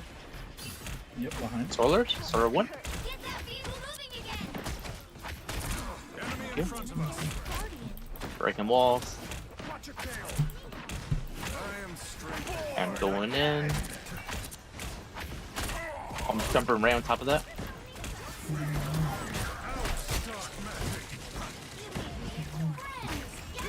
One Invis. Pressure Invis. She's one. She's dead. Warlock. Good job. Like Bucky's weak. We go to they spawn. Do you know? Yeah, I've got ult whenever. Free Willy! Bitch, that's right. I'm shielded. Groot's one. Groot's dead. Bucky. Bucky one. Oh, Bucky's You'll get 3 on cart? Right. Nice, we got it. Behind. Vehicle reached a checkpoint. Keep up the momentum. He's dead. Thank you. On Moon. Moon's one. Bucky's weak. I'm gonna get him. He got shielded. Oh, I got punished. I didn't realize I was that weak. What's that Moon Knight? They got Cat. Okay, I'm out. Pain is no match for the Sorcerer Supreme. I mean, I've got my ult. Like, if it gets bad, I can just. I don't know if I can get you out. Yeah, I can get you out. Arm and dangerous. Nice shield. He's armed in something. I didn't hear the second part. The Moon. He's armed in the moon. I was. Alright, Yo. Jumping in. This one at least makes more sense than the first time she did it. Perfect. Moon's above. Pressure Moon. Moon's dead. Wolverine one. Wolf one. He has no passive. Jumping. Groot's one. Groot's one. Wolverine's dead. Cap's one. Trying to kill Cap. Cap lived. Pressure in the tanks. I'm about to jump in a second. Actually, I can ult here. Moby fucking Oh yeah! Good follow up. I'm one lock. Lock's dead. Groot. Wolverine on the point. Groot's dead. Okay then. You're welcome. I had all of my health. Pressure on Cap. Cap. Because one, I Cap killed one. him for you. Oh my god! Moon up top. Moon up top. Quarter. Rocket. Rocket stolen. It's just Groot. Kill Groot. Pressure Nimbus. Groot's weak. Groot's weak. One. Just one. Invis. Kill Invis. Cap. Just Cap. I think Assembling? we kill Cap. We can still Cap. We can still kill. He's low. After Cat. Wolverine. You wanna jump on top of him? Oh, I got jump Nice. away. They stepped off while the hole was there. Hilarious. You love to see it. You love to see it. Oh look, shocking. I don't know if you That's guys a really cool noticed, animation. Holy but shit! he literally only had 700 less damage than Kyle. And he Yeah, had that's 2 less fucking kills. wild. I kept looking up and I was like, what the Four fuck? final hits, by the way, by a good margin. That's nutty. I literally pulled out my shield to stay alive, and I look in front of me, and there goes fucking Mantis pushing them back. And I'm like, what is happening right now? I love this character, man. God almighty. I get to You damage said that- boost myself. It's fucking great. Yeah, you said that the other day that she does so much damage, and she actually does a decent amount of healing too. I was playing her, and I was like, oh damn, I think She's this goes secretly right. DPS. I think this goes right. Low-key best support. Pick your hero or villain. I'm not judging. Ah, shit, I have to actually try this game. They have 2 GM players. How do you know that? If when you're in the like loading screen, it's in the top right of their hero portrait. Like if we're in the lobby, I can show you. Huh, interesting. Kyle, you want to play Namor, and I'll play Luna if they're sweaty. Yeah, we can do that. Pockets, you care to tank? Yeah, I got you. As bad as things get, If it doesn't work, I'm gonna switch to Hella. That's fine. be strong together. I'll probably play All right. Luna no matter what. I just like Luna. Immune, Seconds before you attack. Dead Knot, leap towards, charge, cancel it. Oh, I can turn sharp on this thing. Holy cow!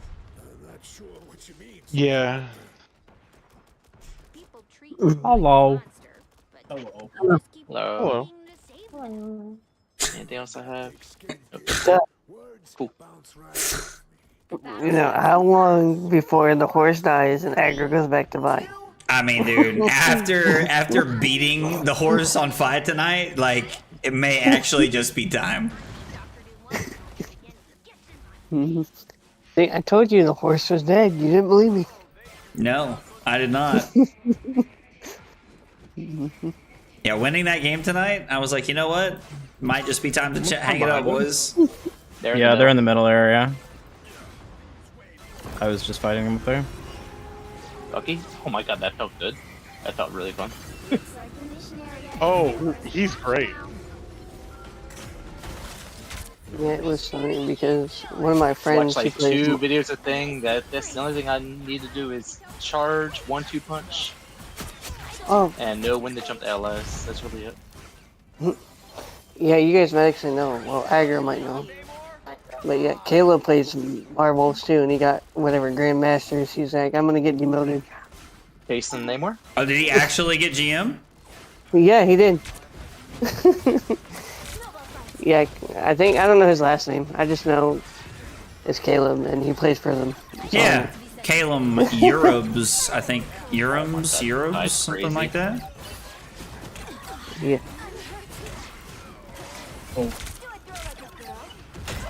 Prison Main's gonna stick together. Oh, that's right. You got nothing, Big Rock Man. Sit down. Admit it. I got you. Me. Now, we'll put it this way. Taylor should be 100% banned from ever touching illusions again. Dude, I cannot wait to see this stream. You were not the only person to say that tonight, so I'm actually really curious to know what happened. What went so wrong? Yeah, that's what I'm saying. Like, when Josh said it, I was like, nah, Josh talks shit about everybody. I was like, whatever, dude. And then, like, somebody else said it, and I was like, oh, God, what's happening? Oh, I'm going now. I don't know what I'm doing. Oh, this is a good idea. Ah! I mean, he lost to Teklo. That's Wow. hilarious, dude. That's a free win for illusionists all day. Like, yes, playing there was a Prism? bug. No, he was playing Enigma. Okay, that's illegal. See? Ah, shit. Sorry, I tried to save you guys. It's all good. I'm hurt. I ego Granted- pushed him. I was trying to fight him. Granted, there was a bug that kind of screwed the match up, but he blocked with Traverse without even transcending. Was it like to stay alive? No, this was early in the game. He blocked with the helmet and tunic. Like the first few turns of the game. I'm gonna have to ask him about that. That's Like, he just gave up right then and there. Like, fuck it, we're bowling. You know how Taylor is. Taylor is definitely someone who enjoys saying "fuck it, we ball" more often than most people I know when he plays cards.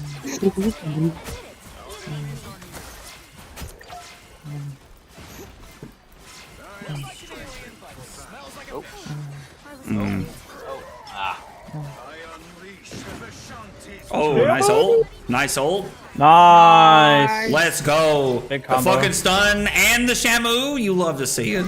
Nice job. That was actually huge. And I think the Tekla was using the It gun was from. Zach's mom, right? God, that was so funny. Was that Trent that night? I think so. God, Yeah, that was so funny, dude. That was pretty good.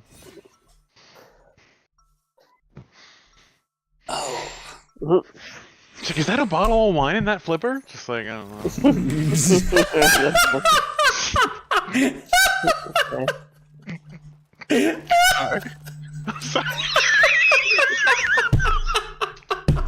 Oh my god. 30 seconds. That was amazing. There was so much of a delay between you laughing that I thought maybe I offended you for a second. I was like, damn. No. It's because I couldn't breathe while I was trying to get like air into my body. Damn.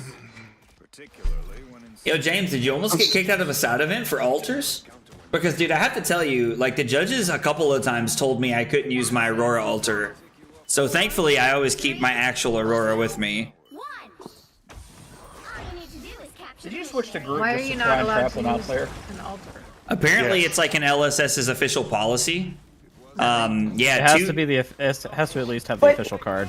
Yeah, and so like if it's a token, like if you take like a lot of the heroes are tokens. If you take fucking Jeff, No. if you take the hero token and you alter it, it's fine. Apparently. Definitely get us out. Oh, I just got torched.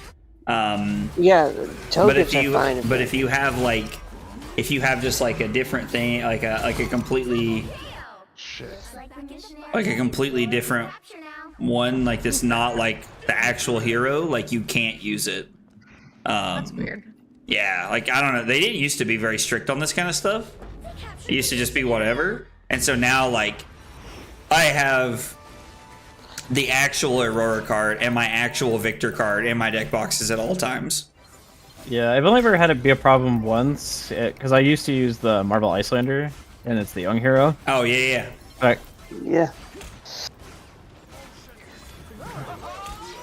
Yeah, I think it was round 2 when I was like trying to like set up for the first start of the start of the game or something like that. They were like, yeah, like you can't. They were like, we're gonna need you to swap away from that, and I was like, okay. Like that's why I keep the real one in here just in case. Yes, I don't even worry about it.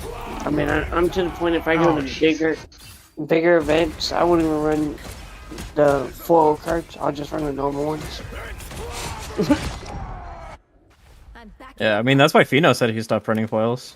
Their team's capture progress I haven't seen Fino at an event in forever.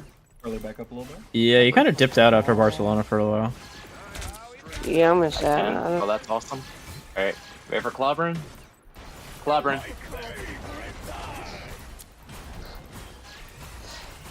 Yeah, I think the last time I saw Fino was Thank you. the Rosetta World Premiere.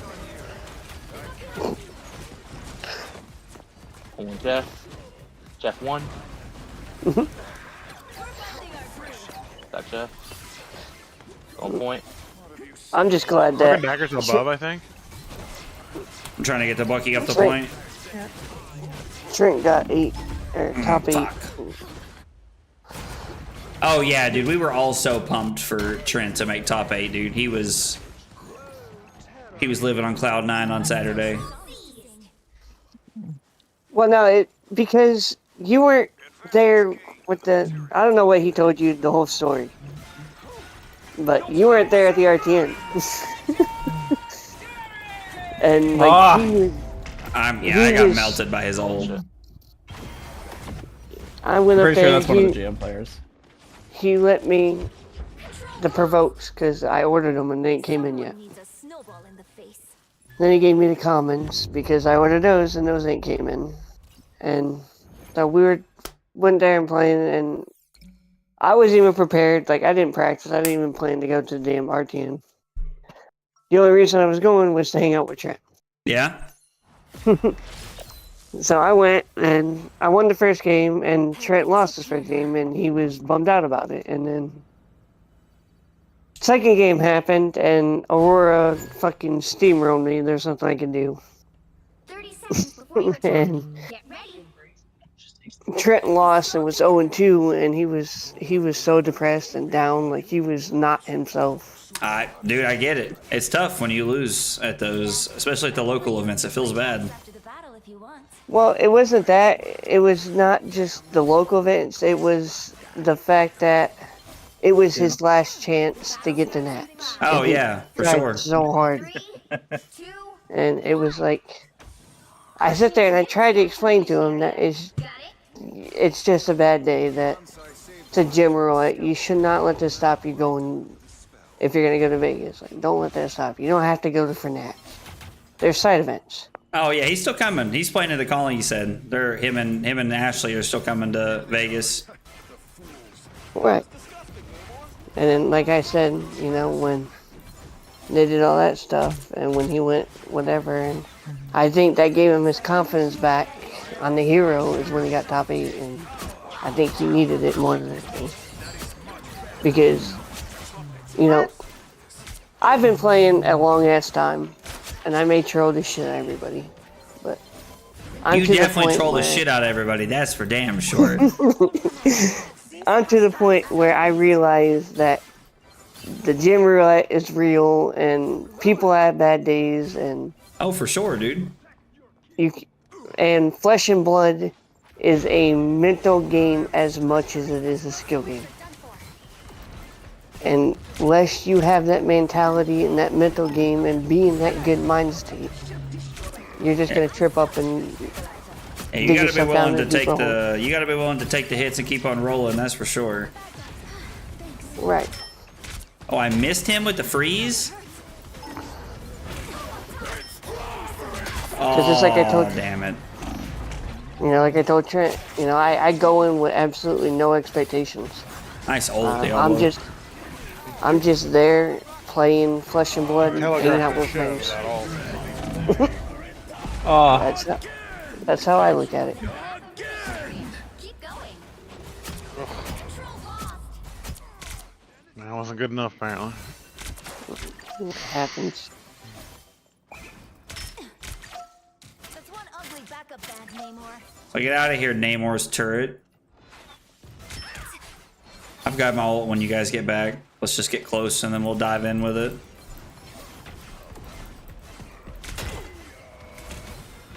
Snowball fight. I don't have to be sent to okay, they trolled. That's Oh, right. there's I'm a gonna Loki make you just- space now. Literally Let's go, let's go, on let's go, let's go. Your powers are mine. The moon haunts you. That one hurts. I'll get you next time. Oh, they really trolled that. Control C. I think they got a little too aggressive there. Just a little. They also had, I mean, negative spacing, so I switched to them. And I mean, the world's most impressively bad spacing. You love to see it. You do? Oh, hello there. Get off of me. How refreshing. The area's almost yours. Get that vehicle moving again. Yeah, I don't know what. I feel like we played 3 different teams this game. Like, we played one team. the Every first round's game, been so different. and yeah, the second game we just got like literally steamrolled, and then this game it was like, they didn't want to play. I don't know. I'm dead, I'm dead, I'm dead. They got me from behind. Ain't got on point. You'll have to keep fighting until you have. God, I fucking hate Loki so much. I'm back in the fight. Yeah, he really is the worst. Oh, I'm dead. Namor got me. I'm on my way back as fast as I can. Sorry, You might have Carly. spoke too I- soon. Nope, I waited too long. I'll get you next time. And then nice deep freeze.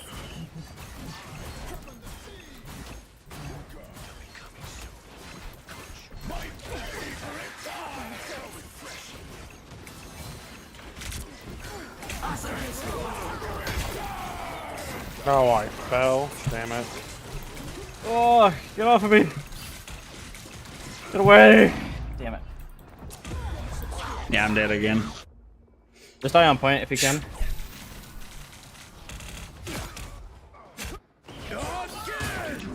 Alright, just reset.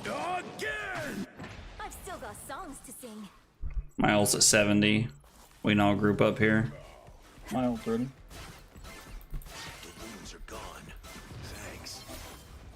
Glow up. Their team's capture progress has passed the halfway point. That is much better. A nice deep freeze. Thanks so much. Alright, my ult's about to be up. Let's go get him. Think one. That thing. Perfect. You need me. Your powers are mine. They just Loki just took their cloak ult, so they might still have a cloak ult.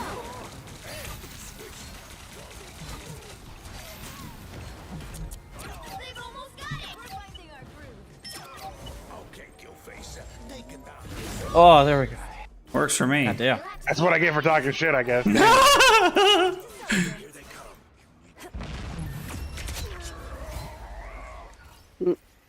Well, we had to fight for that one, but we got there. Nice job, guys.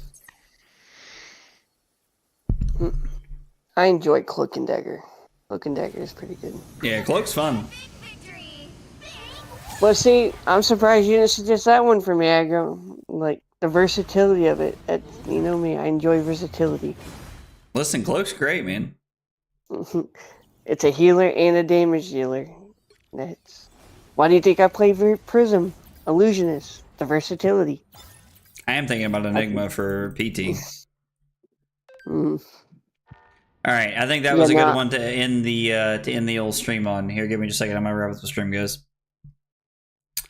Guys, thanks so much for hanging out tonight. Appreciate y'all for being here. We will be live tomorrow. We'll be big chilling tomorrow. I'm not sure what we're playing yet. Don't forget, Thursday we're gonna be streaming with Trent. We got the Zen Masterclass coming from Battle Hardened Top 8 contender Trent himself. Thanks for hanging out. Have a good night. I'll see you guys tomorrow. Take it easy, guys.